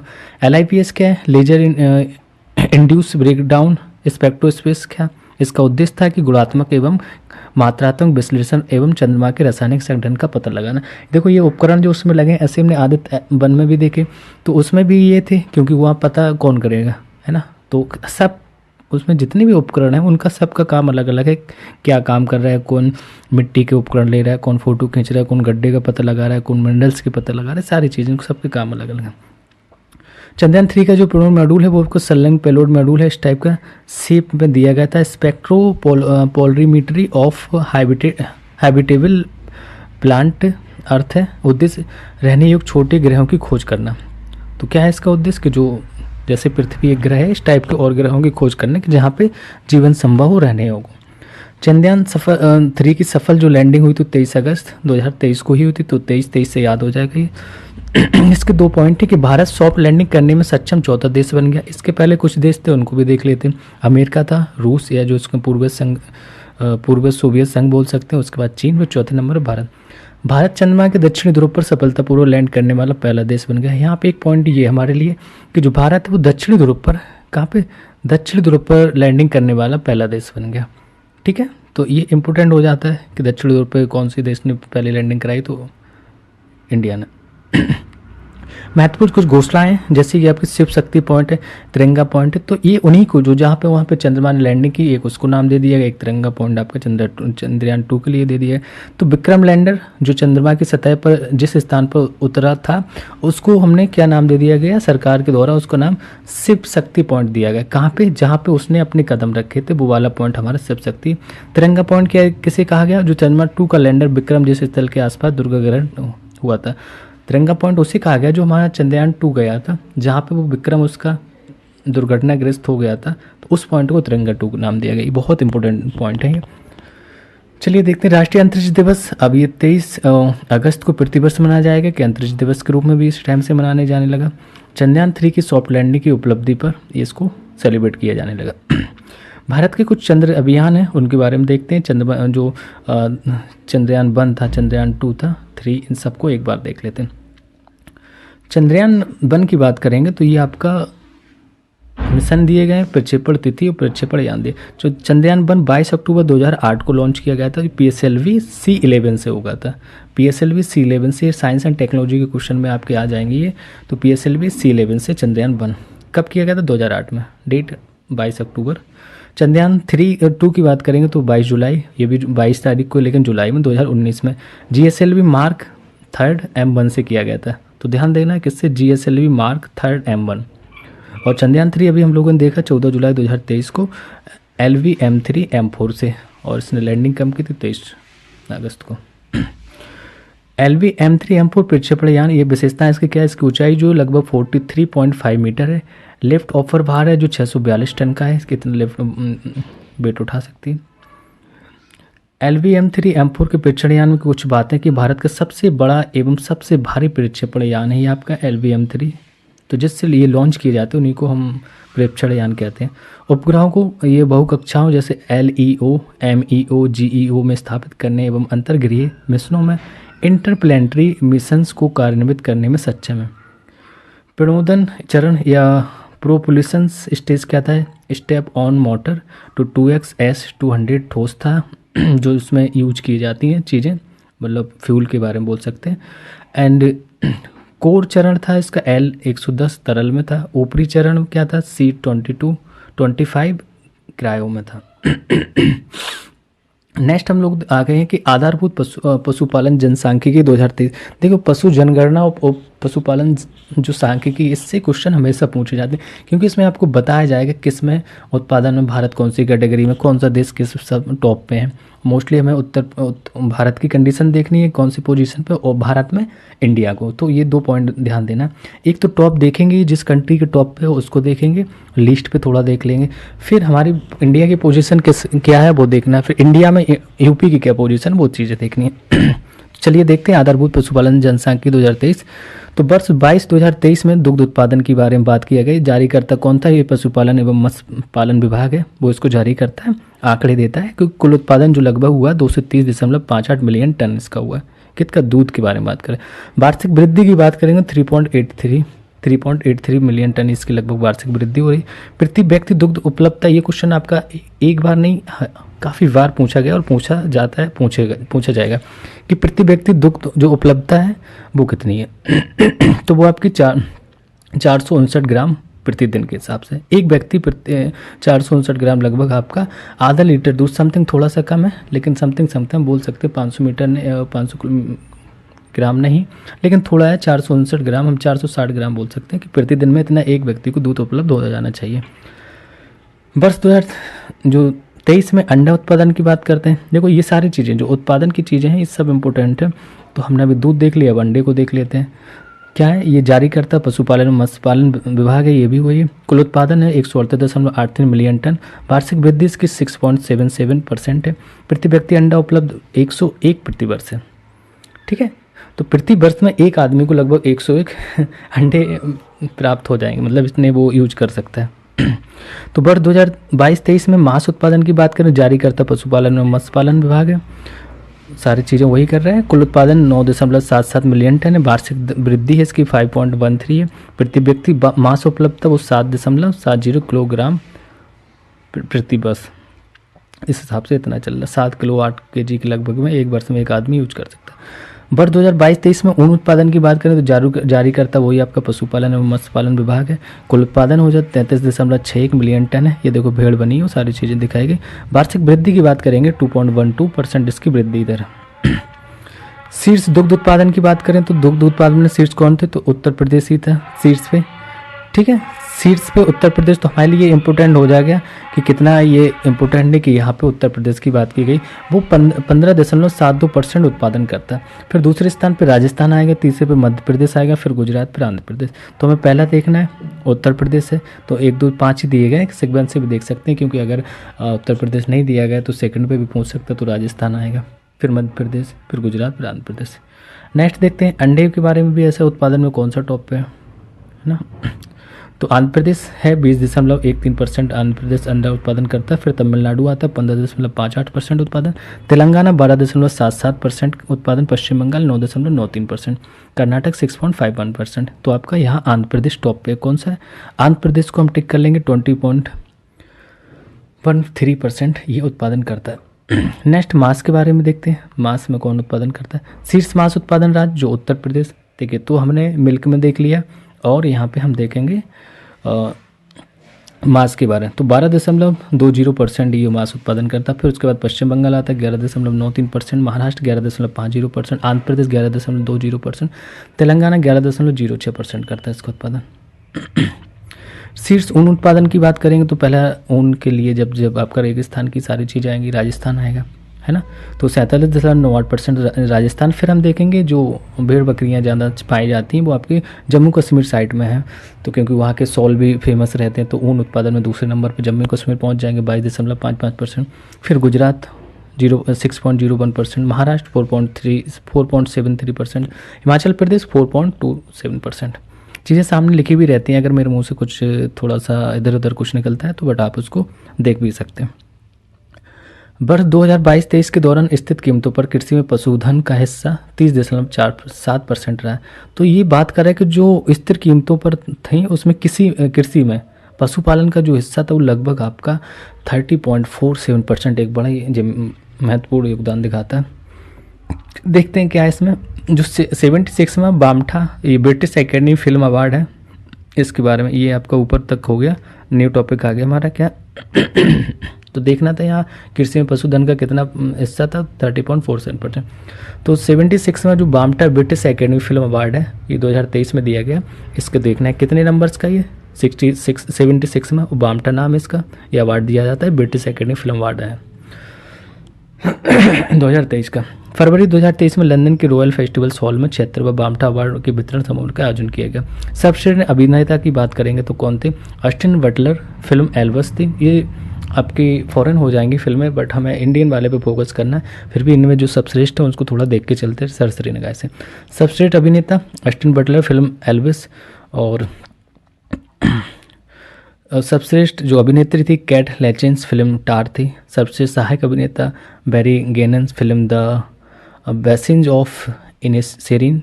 सर्वप्रथम सहायक अभिनेत्री की बात करें तो Kerry Condon, film the marriage of initiation. सर्वश्रेष्ठ film all quiet on the western front. सर्वश्रेष्ठ निर्देशक की बात करेंगे तो एडवर्ड वर्जर, जो film all quiet on the western front में थे। आउटस्टैंडिंग जो ब्रिटिश फिल्म थी द बेंसिस ऑफ इनिशिएशन। सर्वश्रेष्ठ ब्रिटिश शॉर्ट फिल्म थी वो an Irish good boy. N Irish good boy आपकी सबश्रेष्ठ ब्रिटिश फिल्म थी, इसको फोकस करना। सबसे डॉक्यूमेंट्री फिल्म नवलनी थी, नवलनी। सबसे सिनेमेटोग्राफी आपका all quiet on the western front था। तो ये आपकी हो गई। नेक्स्ट टॉपिक है हमारा 95वां ऑस्कर अवार्ड 2023। तो ऑस्कर अवार्ड ये बहुत महत्वपूर्ण योगदान निभाता है, इसके बारे में देखना है क्या है। तो ये पहली बात तो ये ध्यान देना कितने नंबर का था, 95 नंबर का था। और कब दिया गया, 22 मार्च 2023 को ये 95वां अकादमी पुरस्कार दिया, जिसको हम ऑस्कर अवार्ड भी कहते हैं, अकादमी पुरस्कार भी कहें। डाल्बी थिएटर द्वारा इसको लॉस एंजल्स USA में प्रदान किया जाता। किसके द्वारा, एक डाल्बी थिएटर है तो लॉस एंजल्स मतलब USA में, वहाँ दिया जाता। अवार्ड में भारत का प्रदर्शन क्या रहा ये भी हमें देखना। सबसे ओरिजिनल सॉन्ग का ऑस्कर है ये, तो कौन सा था, सबसे जो ओरिजिनल सॉन्ग ऑस्कर था RRR फिल्म का गाना था नाटू नाटू ने ये जीता है। इसके निर्देशक की बात करेंगे तो SS राजामौली थे, ये निर्माता BV दनाया इसके थे, और संगीतकार MM किरवानी थे। सबसे डॉक्यूमेंट्री शॉर्ट फिल्म का ऑस्कर की बात करें तो ये आपकी भारतीय तमिल भाषा में एक डॉक्यूमेंट्री थी, द एलिफेंट व्हिस्पर्स ने जीता है। किसके लिए, जो डॉक्यूमेंट्री फिल्म थी उसमें ऑस्कर। निर्देशक कार्तिकी गोसाल्विस और निर्माता गुनीत मोंगा थे इसके। फिर हम ऑस्कर अवार्ड की बात करते हैं, किसको क्या दिया गया। तो सर्वश्रेष्ठ अभिनेता की बात करेंगे तो आपने पीछे ही देखा जो विफ्ट वाला दिया गया था, Brendan Fraser film the whale के लिए। सर्वश्रेष्ठ अभिनेत्री Michelle Yeoh film everything everywhere all at once. हम लोग ये पीछे देखे जो बॉम्टा अवार्ड था उसी में। सर्वश्रेष्ठ film everything everywhere all at once. सबश्रेष्ठ निर्देशक की बात करेंगे डेनियल क्वान तथा डेनियल एस्केंटर्स फिल्म थी everything everywhere all at once. सबश्रेष्ठ सहायक अभिनेता एवं सहायक अभिनेत्री की बात करेंगे तो ये केहू क्वान एवं Jamie Lee Curtis film everything everywhere all at once. सबसे डॉक्यूमेंट्री फीचर फिल्म नवलनी थी। सबसे संगीत original score film all quiet on the western front Volker Bertelmann. सर्वाधिक पुरस्कार विजेता फिल्म रही है आपकी एवरीथिंग एवरीवेयर, क्योंकि सबसे ज़्यादा अवार्ड इसी को मिले, लगभग 11 श्रेणियों में नामांकित होकर सर्वाधिक 7 पुरस्कार मिले। विश्व के कुछ अरबपतियों की जो फोर्ब्स सूची आती है हर साल, उसके बारे में बात करते हैं। 2023 की सूची में कौन टॉप पे है, क्या है इसमें।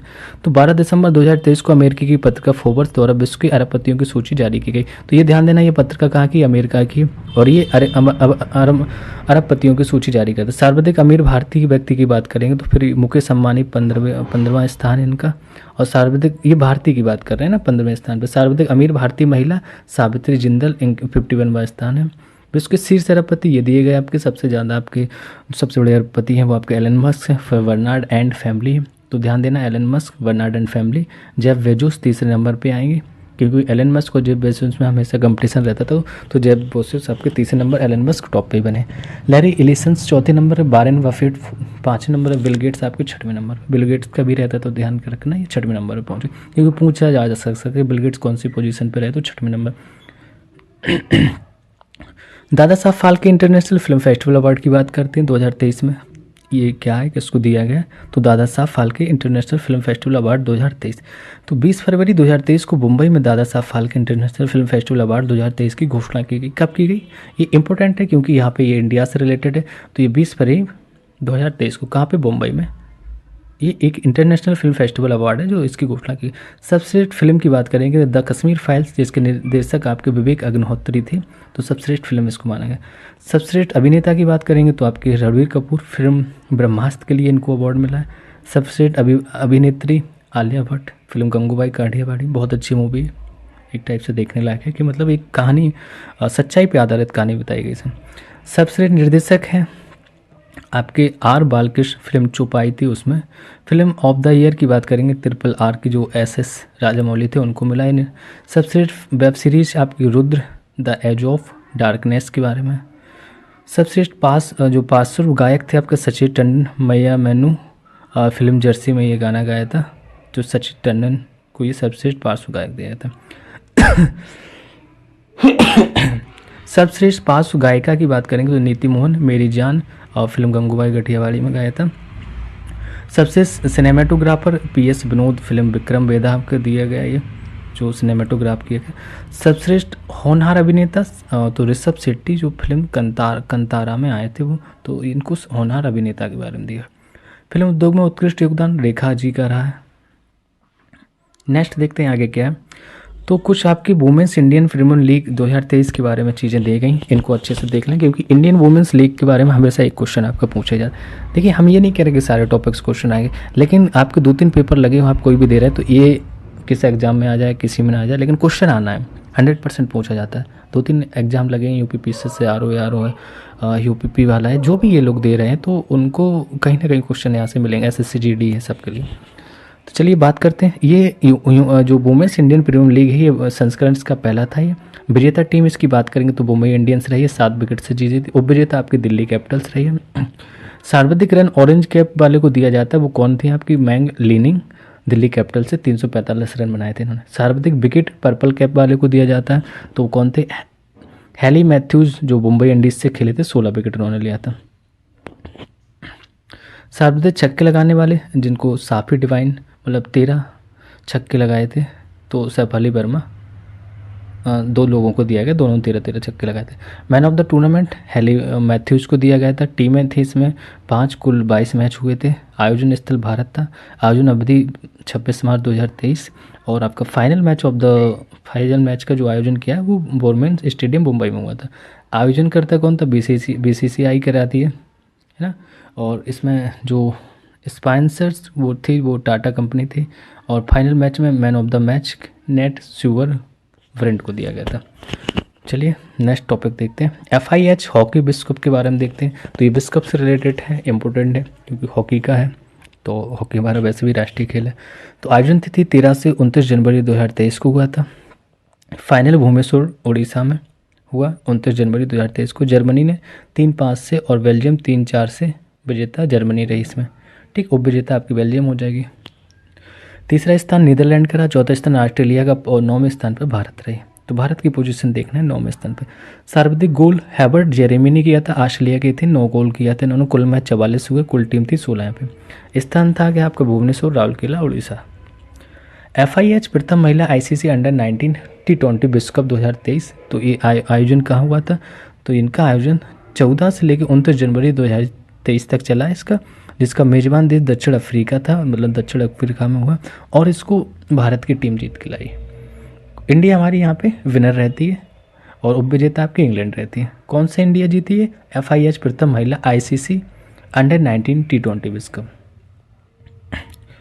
प्ले ऑफ द सीरीज की बात करेंगे तो ग्रेस स्कोराइवेंस को दिया गया सर्वाधिक रन, श्वेता सहरावत ने 297 रन बनाए। सर्वाधिक विकेट मैगी क्लार्क ने 12 लिए। कुल टीमें इसमें 16 थी और कुल मैच आपके 41 हुए थे। नेक्स्ट टॉपिक देखते हैं क्या है, प्रवासी भारतीय दिवस सम्मेलन। ये बहुत मोस्ट इम्पोर्टेंट है, आपको पता चलेगा कि प्रवासी दिवस क्यों हम लोग मनाते हैं, तो उसके बारे में, क्योंकि गांधी जी से रिलेटेड है ये, जब दक्षिण अफ्रीका से वापस आए थे। तो हम देखते हैं इस बार कहाँ आयोजन किया गया। तो प्रवासी भारतीय दिवस सम्मेलन 2023 में आयोजन स्थल इंदौर का मध्य प्रदेश रहा। आयोजन तिथि हमेशा ही 8 से 10 जनवरी के बीच में रहती है, लेकिन जब कभी कभार ये सरकार कुछ आगे पीछे भी कर सकती है, 11-12 भी हो गई थी इसके पहले जब देखेंगे, और लगभग ये आपका 2 साल में मनाया जाता है। तो 8 से 10 जनवरी 2023 को प्रवासी अमृत काल में भारत की प्रगति में विश्वसनीय भागीदार है। संस्करण ये 17वां था। वर्ष 2015 में से प्रत्येक 2 वर्ष पर आयोजित किया जाता है। कितने वर्ष पर, 2 वर्ष पर। और कब से मनाया जा रहा है, 2015 से। भागीदारी की बात करेंगे तो लगभग 70 देशों के 3500 से अधिक प्रवासी सदस्यों द्वारा आए थे। ये वो भागीदारी मतलब इंडिया के लोग हैं, बाहर रह रहे हैं कहीं, फिर वो लोग आते हैं यहाँ पे टूगेदरिंग करेंगे, मिलेंगे एक दूसरे से, और कहीं ना कहीं एक भारत के लिए कुछ चीज़ों को, नए इनोवेशन के बारे में भी जानकारी देते हैं। तो 3500 लोगों प्रवासी सदस्यों द्वारा थे। 9 जनवरी 2015 में 9 जनवरी को महात्मा गांधी के भारत वापस लौटने से उपलक्ष्य मनाया गया था। तो 1915 में जब दक्षिण अफ्रीका से वापस आए थे। शुरुआत इसकी 2003 से हुई है। कुल 27 प्रवासियों को प्रवासी भारतीय सम्मान पुरस्कार से सम्मानित किया गया। लगभग इसको 27 लोगों को इसको सम्मानित भी किया गया। 8 जनवरी 2023 को युवा प्रवासी भारतीय दिवस का उद्घाटन हुआ। मुख्य अतिथि इसमें थे डॉक्टर मोहम्मद इरफान अली जो गुयाना के राष्ट्रपति हैं। तो कहीं ना कहीं ऐसे लोगों को, किसी कंट्री के प्रधानमंत्री को, राष्ट्रपति को भी यहाँ पे मुख्य अतिथि की के रूप में बुलाया भी जाता है। 9 जनवरी 2023 को प्रवासी भारतीय दिवस सम्मेलन का उद्घाटन हुआ। सम्मानित जो अतिथि थे आपके जेनेटा मैस्करेन हाउस, ये ऑस्ट्रेलिया की सांसद है। युवा प्रवासी भारतीय दिवस विशेष सम्मानित अतिथि आपके चंद्रिका प्रसाद संतोखी, ये सूरीनाम के राष्ट्रपति थे। तो इस टाइप से कहीं कहीं देखो, ये पहले कहीं ना कहीं इंडिया से इनकी चीज़ें जुड़ी रहती हैं, इस वजह से इन लोगों को बुलाया जाता है। राष्ट्रीय ग्रीन हाइड्रोजन मिशन के बारे में बात करते हैं। क्या था ये, क्या इस पर सरकार क्या योजना चला रही है अपनी? तो केंद्रीय मंत्रिमंडल द्वारा मिशन को मंजूरी दी गई थी। इसको प्रारंभिक ये परिपक्व आपको 19,744 करोड़ रुपए से हुआ था। तो ये आपका H2 जैसे ये फिगर बना है, इस टाइप से हमें ये करना है। तो जो राष्ट्रीय ग्रीन हाइड्रोजन मिशन से वर्ष 2030 तक निम्न संभावित परिणाम की अपेक्षा की जाती है। देश में लगभग 125 GB की समृद्ध अक्षय ऊर्जा क्षमता वृद्धि है। क्या है? देश में लगभग 125 गीगावाट की समृद्ध अक्षय ऊर्जा क्षमता वृद्धि है।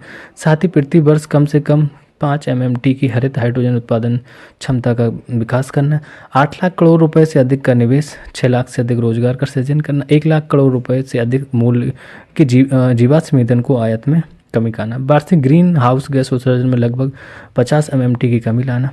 पद्म पुरस्कार इंपॉर्टेंट टॉपिक है आपका। पद्म पुरस्कार किस किस को दिया गया और किस क्षेत्र में दिया जाता है, सारी चीज़ें देखते हैं। क्या धनराशि रहती है इसमें? इस वर्ष की बात करें तो लगभग 106 लोगों को, तो पहले तो यही आपके लिए इंपॉर्टेंट टॉपिक होगा, कितने लोगों को दिया गया? 106 लोगों को ये पुरस्कार प्रदान किया गया है और 6 पद्म विभूषण थे इसमें। और पद्म भूषण की बात करेंगे तो 91 इसमें पद्म भूषण थे, नहीं सॉरी एक मिनट देखते हैं। इसमें 106 जो पद्म पुरस्कार की स्वीकृति प्रदान की गई, 6 आपके पद्म विभूषण थे। कितने थे? 6 पद्म विभूषण थे और 9 पद्म भूषण थे। 91 आपके 91 पद्मश्री थे, जिनमें 19 महिलाएं और 2 विदेशी अनिवासी भारतीय थे। भारतीय मूल के व्यक्ति हम कह सकते हैं, प्रवासी भारतीय नागरिकों और 7 मरणोपरांत व्यक्तियों को दिया गया। तो जो मर गए उनको भी दिया गया। चलिए देखते हैं क्या है। पद्म विभूषण के बारे में बात करते हैं। कैसे प्राप्तकर्ता आपके बालकृष्ण जोशी, जो मरणोपरांत इनको दिया गया, ये अन्य वास्तुकला थे, गुजरात के थे ये। जाकिर हुसैन कला क्षेत्र से थे, इनको महाराष्ट्र के थे, इनको भी दिया गया। SM कृष्णा सार्वजनिक मामले में थोड़ा हस्तक्षेप करते थे, कर्नाटक के थे, इनको भी मिला। दिलीप महालनाबिस, इनको भी मरणोपरांत चिकित्सा के क्षेत्र से थे, पश्चिम बंगाल के थे, इनको भी दिया गया। श्रीनिवास वर्धन विज्ञान एवं अभियांत्रिकी के से रिलेटेड थे, संयुक्त राज्य अमेरिका से थे, इनको भी दिया गया। मुलायम सिंह यादव मरणोपरांत सार्वजनिक मामले में उत्तर प्रदेश के CM रहे, तो उत्तर प्रदेश से रिलेटेड है, तो इनको मुलायम सिंह को भी दिया गया। ये सार्वजनिक क्षेत्र से। ये 6 लोगों का ये आपका हो गया। पद्म भूषण प्राप्तकर्ता कौन कौन से थे? SL भैरप्पा, जो साहित्य एवं शिक्षा कर्नाटक से थे। कुमारी मंगलम बिड़ला, व्यापार एवं उद्योग महाराष्ट्र से। दीपक धर, विज्ञान एवं अभियांत्रिकी महाराष्ट्र। बाड़ी जयराम कला, तमिलनाडु के। स्वामी चिन्ह जीयर अन्न अध्यात्मक, तेलंगाना। सुमन कल्याणपुर, ये आपके कला महाराष्ट्र से थे। कपिल कपूर, साहित्य एवं शिक्षा, दिल्ली के थे। सुधा मूर्ति सामाजिक कार्यकर्ता थी, कर्नाटक की। कमलेश D पटेल, अन्न अध्यात्मक, तेलंगाना से। पद्मश्री प्राप्तकर्ता की बात करते हैं, किन किन को मिला, तो ये टोटल 91 लोगों से ये प्रमुख है।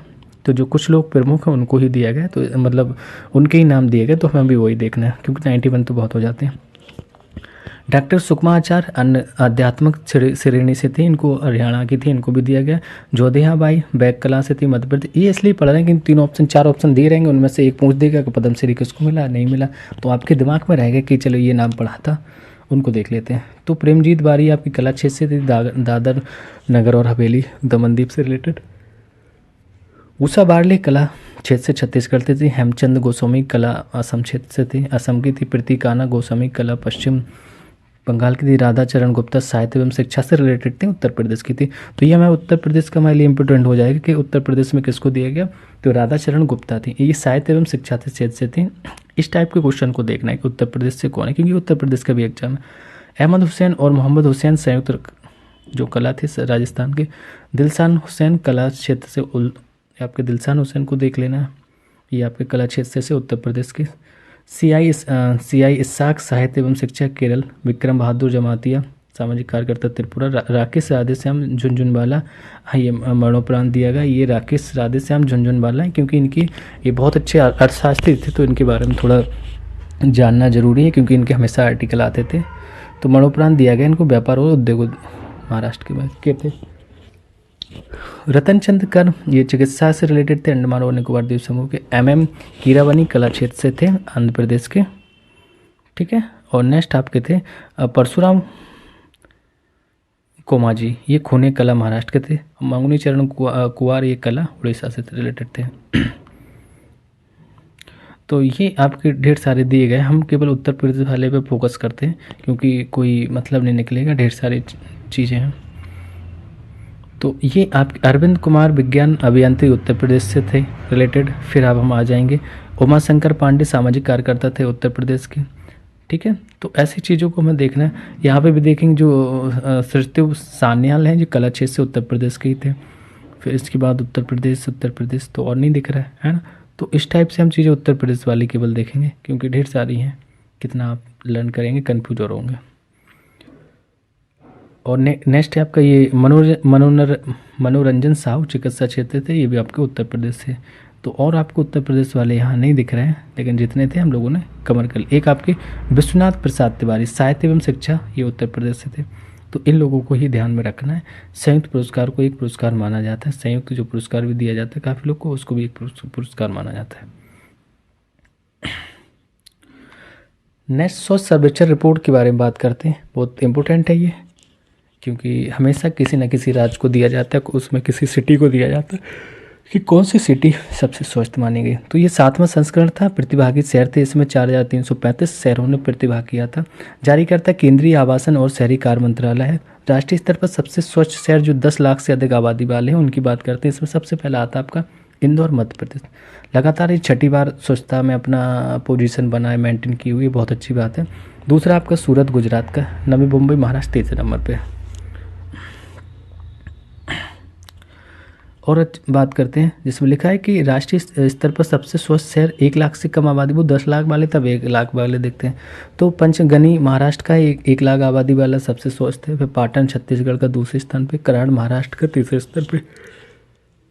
श्रेणी और स्थल दिए गए। सबसे स्वच्छ राज्य 100 से अधिक शहरी स्थानीय निकाय हैं, वो मध्य प्रदेश में। सबसे स्वच्छ राज्य 100 से कम शहरी स्थानीय निकाय आपका त्रिपुरा हो जाएगा।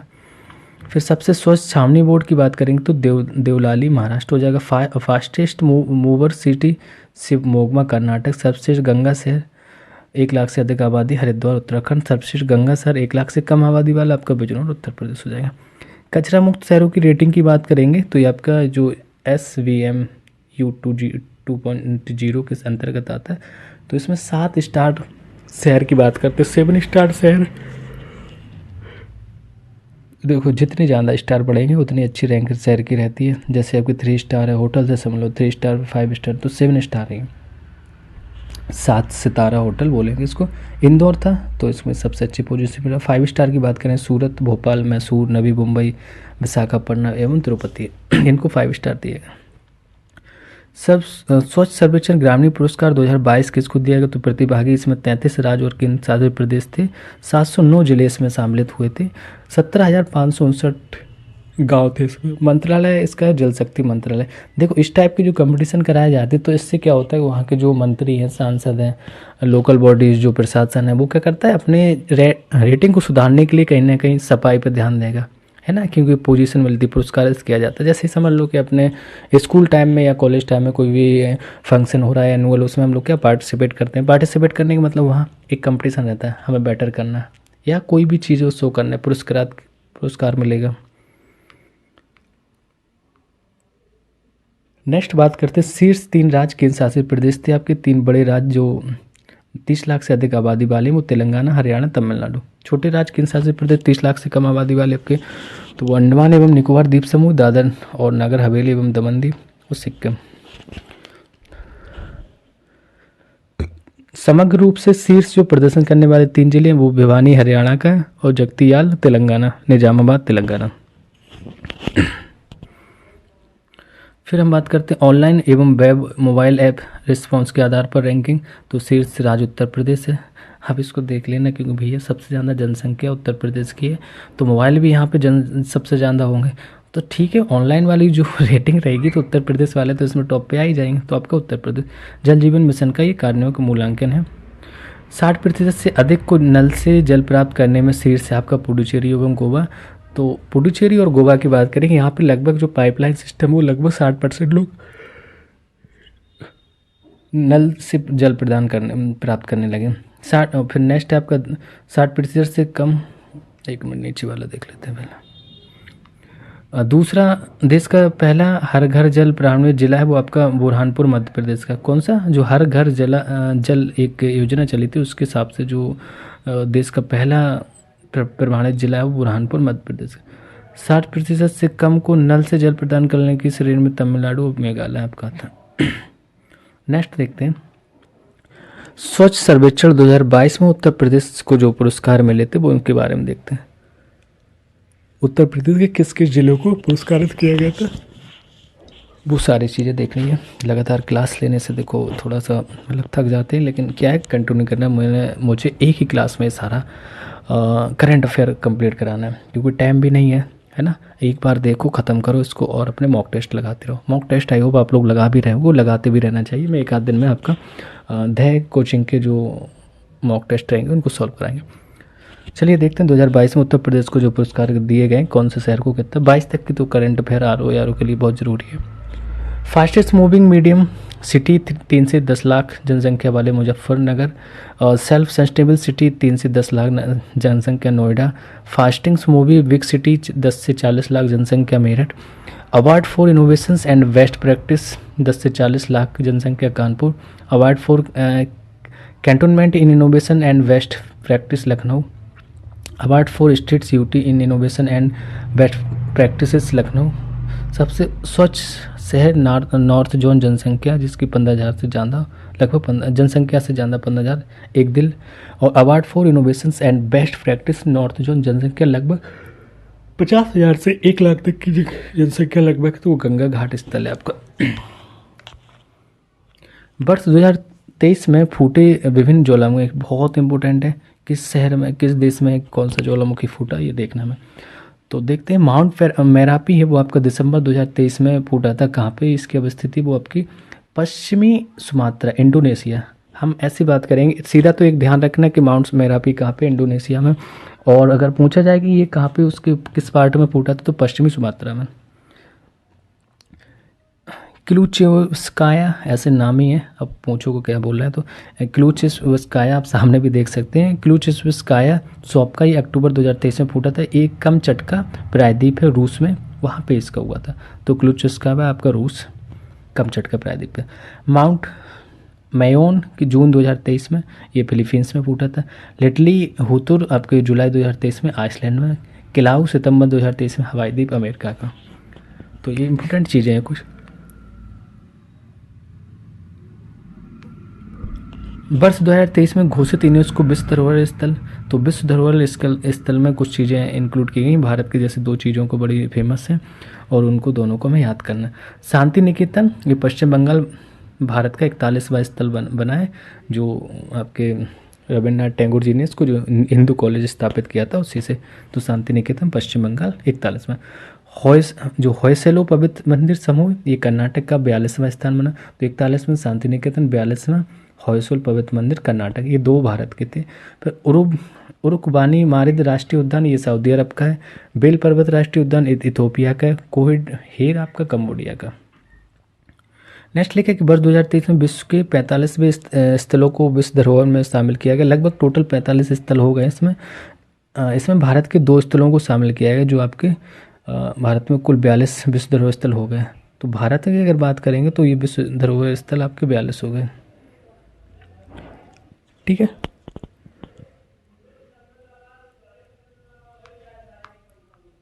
चलिए नेक्स्ट है हमारा स्थापित की गई मूर्तियाँ। तो कहाँ पे, देखो ये बहुत इंपॉर्टेंट क्वेश्चन है, क्योंकि हमेशा आप पीसीएस आरओ देखेंगे आपको देखने को मिलेगा स्टैचू ऑफ लिबर्टी, कहीं स्टैचू ऑफ यूनिटी, ये क्वेश्चन पूछे जाते हैं स्टैचू से। आपके जो पीसफुल वाला था एक बार पूछा गया था ना, तो जो अभी करंट की हैं उनको देखते हैं। नटराज प्रतिमा की बात करें तो भारत मंडपम नई दिल्ली में 28 फुट की मूर्ति इसका स्थापित किया गया, जिसमें G20 की आपकी बैठक हुई थी।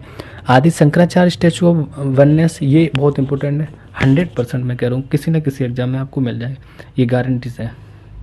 हाँ, इस क्वेश्चन पे हम गारंटी ले सकते हैं क्योंकि इस टाइप के क्वेश्चन हमेशा पूछे जाते हैं। आदि शंकराचार्य स्टैचू ऑफ वननेस, ये ओंकारेश्वर मध्य प्रदेश नर्मदा के तट पर 108 फुट की मूर्ति है। छत्रपति शिवाजी महाराज, राजकोट फोर्ट, सिंधुदुर्ग महाराष्ट्र, कुछ भी पूछा जा सकता है। इतने दिए 4-5 पॉइंट दिए गए ना, 100% एक क्वेश्चन है। पंचमुखी गणेश प्रतिमा, 2 प्रतिमा है इसमें, विशाखापट्टनम आंध्र प्रदेश में। प्रथम 117 फीट है, द्वितीय 112 फीट की। भीमराव अम्बेडकर की प्रतिमा, ये भी इंपॉर्टेंट है आपका, हुसैन सागर के तट पर तेलंगाना में, लगभग 125 फीट ऊंची। जीआई टैग की बात करते हैं, मोस्ट इंपॉर्टेंट है, किस किस को जीआई टैग दिया गया। तो जीआई टैग लगभग आपके 10 वर्षों के लिए उस क्षेत्र में जो सबसे ज़्यादा उत्पादन किसी चीज़ का हो रहा या उसकी विख्यात चीज़ हो तो उसके लिए दिया जाता है। फिर 10 साल में फिर उस पर रैंकिंग देखी जाती है कि आपकी पोजीशन बनी हुई है या नहीं बनी हुई है, तो उसको फिर चेंज भी किया जा सकता है, लेकिन 10 साल के लिए दिया जाता है। चलिए देखते हैं उत्तर प्रदेश के किस किस को दिया गया। महोबा का गौर पत्थर हस्तशिल्प है, और मैनपुरी की तरकासी, समल हॉर्न क्राफ्ट, अमरोहा का ढोलक, बागपत का होम फर्निशिंग, बाराबंकी का हैंडलूम उत्पाद, और कालपी का हैंडमेड पेपर, और आगरा लेदर फुटवेयर, और जलसेर धातु शिल्प। ये सभी को दे दिया जाता है मोस्टली। ये हमारे यहाँ एक चीज़ तो चली रहती है, 1 डिस्ट्रिक्ट 1 प्रोडक्ट, ये यूपी का, तो उस हिसाब से फिर और भी चीज़ें बनती हैं कि ये जितने 75 ज़िले हैं तो कहीं ना कहीं वो एक अपने एक उत्पादन के लिए फेमस भी होते हैं। तो कुछ को तो दिया जाता है, कुछ के अपने मेंटेन करेंगे, जैसे कालपी का हैंडमेड पेपर है, तो इस टाइप के। राजस्थान की कुछ चीज़ों को दिया गया, जैसे Nathdwara Pichwai painting, Udaipur Koftgari metal craft, Bikaneri Kasidakari craft, Jodhpuri Bandhej craft, Bikaner Usta Kala craft. Jammu Kashmir का आपका देखेंगे Mushk Budji rice, Rajouri Chikri wood craft, Bhaderwah rajma, Rambai सुलाई शहद। तो देखो एक बार सरसरी ने कहा सबको पढ़ना ही हो, ये इम्पोर्टेंट होता था।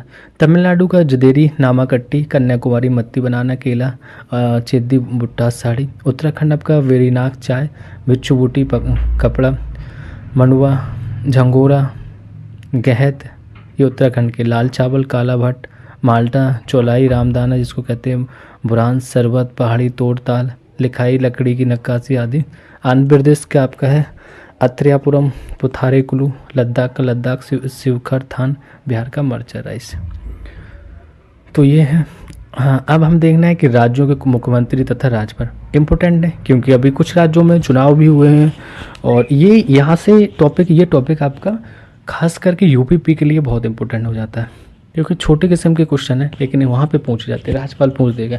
हालांकि जिसमें अभी करंट में चुनाव होगा उनके तो आपको करना ही है, लेकिन एक सरसरी निकाय से सारे 28 स्टेट्स हैं उनको सबको देख लेते हैं। चलिए देखते हैं। तो आंध्र प्रदेश के जो सीएम है आपके भाई एस जगन मोहन रेड्डी जी हैं, न्यायमूर्ति एस अब्दुल नजीर सेवानिवृत्त हैं। ठीक है, तो ये न्यायमूर्ति वो अब्दुल नजीर थे, सेवानिवृत्त हो गई, राज्यपाल बन गए। अरुणाचल प्रदेश में पेमा खांडू और सीएम है, और लेफ्टिनेंट जनरल केवल त्रिविक्रम परनाइक आपके सेवानिवृत्त हो गए, राज्यपाल में। तो इस टाइप की पोजीशन से लेफ्टिनेंट हो या जज हो उनको फिर आपके गवर्नर की पोजीशन दी जाती है। असम की बात करें, अब असम के सीएम है हेमंत बिस्वा शर्मा, और जो यहाँ पे गवर्नर मतलब राज्यपाल है वो आपके गुलाबचंद कटारिया। बिहार के नीतीश कुमार, राजेंद्र विश्वनाथ अर्लेकर, छत्तीसगढ़ विष्णुदेव साहेब विश्वभूषण हरिचंदन, गोवा का डॉक्टर प्रमोद सावंत, पीएस श्रीधरन पिल्लई, सीधा बोलते चल रहे हैं आप सुनते जाना। गुजरात भूपेंद्र भाई पटेल, आचार्य देवव्रत, हरियाणा मनोहर लाल खट्टर, बंडारू दत्तात्रेय। हिमाचल प्रदेश सुखविंदर सिंह सुक्खू जिसको कहते हैं, शिव प्रताप शुक्ल। झारखंड हेमंत सोरेन, सीपी राधाकृष्णन। कर्नाटक सिंधरमैया था, और राज्यपाल आपके थावरचंद गहलोत। केरल पिनराई विजयन, सीएम है आरिफ मोहम्मद खान आपके, राज्यपाल मध्य प्रदेश डॉक्टर मोहन यादव और मंगू भाई छगन भाई पटेल। महाराष्ट्र एकनाथ शिंदे और रमेश बैस इसके राज्यपाल। मणिपुर एन वीरेन सिंह, अनुसुईया उइके। मेघालय कॉनराड संगमा, फांगू चौहान। मिजोरम लाल दुहामा, डॉक्टर कम्बमपति हरिबाबू। नागालैंड नेफ्यू रियो और राज्यपाल आपके ला गणेशन। उड़ीसा आपका नवीन पटनायक, रघुवर दास। पंजाब भगवंत सिंह मान, मनवारी लाल पुरोहित। राजस्थान भजन लाल शर्मा, कलराज मिश्र। सिक्किम प्रेम सिंह तवांग कोले और लक्ष्मण प्रसाद आचार्य राज्यपाल। तमिलनाडु MK स्टालिन, RN रवि यहाँ के वो बने हैं, क्या बने राज्यपाल। तेलंगाना रेवंत रेड्डी अभी नए सीएम बने। डॉक्टर तिबिलिसाई सौंदरराजन राज्यपाल है। त्रिपुरा की बात करेंगे मणिका शाह नल्लू इंद्रसेन रेड्डी यहाँ के राज्यपाल। उत्तर प्रदेश योगी आदित्यनाथ आनंदीबेन पटेल। उत्तराखंड पुष्कर सिंह धामी। लेफ्टिनेंट जनरल गुरमीत सिंह सेवानिवृत्त यहाँ पे राज्यपाल। पश्चिम बंगाल ममता बनर्जी। डॉक्टर CB आनंद बोस वहाँ के राज्यपाल है। कुछ और रह गए हैं उनको भी देख लें, किन शासित प्रदेश है इनको देखते हैं। जम्मू कश्मीर की बात करेंगे तो यहाँ पे जम्मू कश्मीर देखो अभी वहाँ पे चुनाव तो वैसा हुआ नहीं कि कोई सीएम बने, लेकिन किन सारी चीज़ें सेंट्रल UTS के अंडर में है। तो जम्मू कश्मीर क्या है आपका, यहाँ पे उपराज्यपाल या प्रशासक बोल सकते हैं, मनोज सिन्हा है उपराज्यपाल है यहाँ पे, क्योंकि वहाँ पे प्रशासन की बात दिए गए, कहीं कहीं प्रशासन रहेंगे। लद्दाख की बात करेंगे ब्रिगेडियर BD मिश्रा सेवानिवृत्त यहाँ पे, ये भी उपराज्यपाल आपके राज्यपाल रहेंगे। प्रशासक बोल सकते, राज्यपाल उपराज्यपाल बोलेंगे। दिल्ली NCT के जो विनय कुमार होंगे, कुमार नहीं होते, विनय कुमार सक्सेना उपराज्यपाल है। पुडुचेरी में डॉक्टर तमिलसाई सौंदरराजन जो उपराज्यपाल हैं, अतिरिक्त प्रभार इनको दिया गया क्योंकि हमने देखा है दूसरी जगह भी ये राज्यपाल थे। अंडमान एवं निकोबार द्वीप समूह में देवेंद्र कुमार जोशी उपराज्यपाल। चंडीगढ़ में बनवारी लाल पुरोहित प्रशासक हैं, एडमिनिस्ट्रेटिव जो रहेंगे। दादर और नगर हवेली एवं दमन द्वीप में प्रफुल्ल पटेल प्रशासक। लक्षद्वीप में प्रफुल्ल पटेल अतिरिक्त प्रभार। तो ये आपके जो दिल्ली के केजरीवाल हो जाएंगे CM, और पुडुचेरी के N रंगस्वामी CM हो जाएंगे। तो ये आपके मुख्यमंत्री और राज्यपाल हो गए। प्रमुख पदाधिकारी की बात करेंगे, कुछ पदाधिकारी हैं उनके बारे में देखते हैं। तो क्लास काफ़ी बड़ी होनी है, देखो तो आराम से आप लोग दिल थाम के और पानी आने की बोतल लेके हैं ना, और नहीं रहेगा तो चाय आपके बैठ के मंगाते रहना, पीते रहना, और पूरा एक लेक्चर एक बार में देखना, क्योंकि आप YouTube पे भी देख रहे हैं, 1.5 पे भी देख सकते हैं, 2 की स्पीड में देख सकते हैं, लेकिन एक सरसरी निगाह से एक क्लास में पूरा एक ही दिन में आपका current affair complete. 5 figure in short है, फालतू की चीज़ें उसमें ऐड नहीं की गई हैं कि आपको एकदम से कंप्लीट कंटेंट मिले अच्छा वाला, है ना। चलिए देखते हैं प्रमुख पदाधिकारी। तो प्रमुख पदाधिकारी देखते हैं।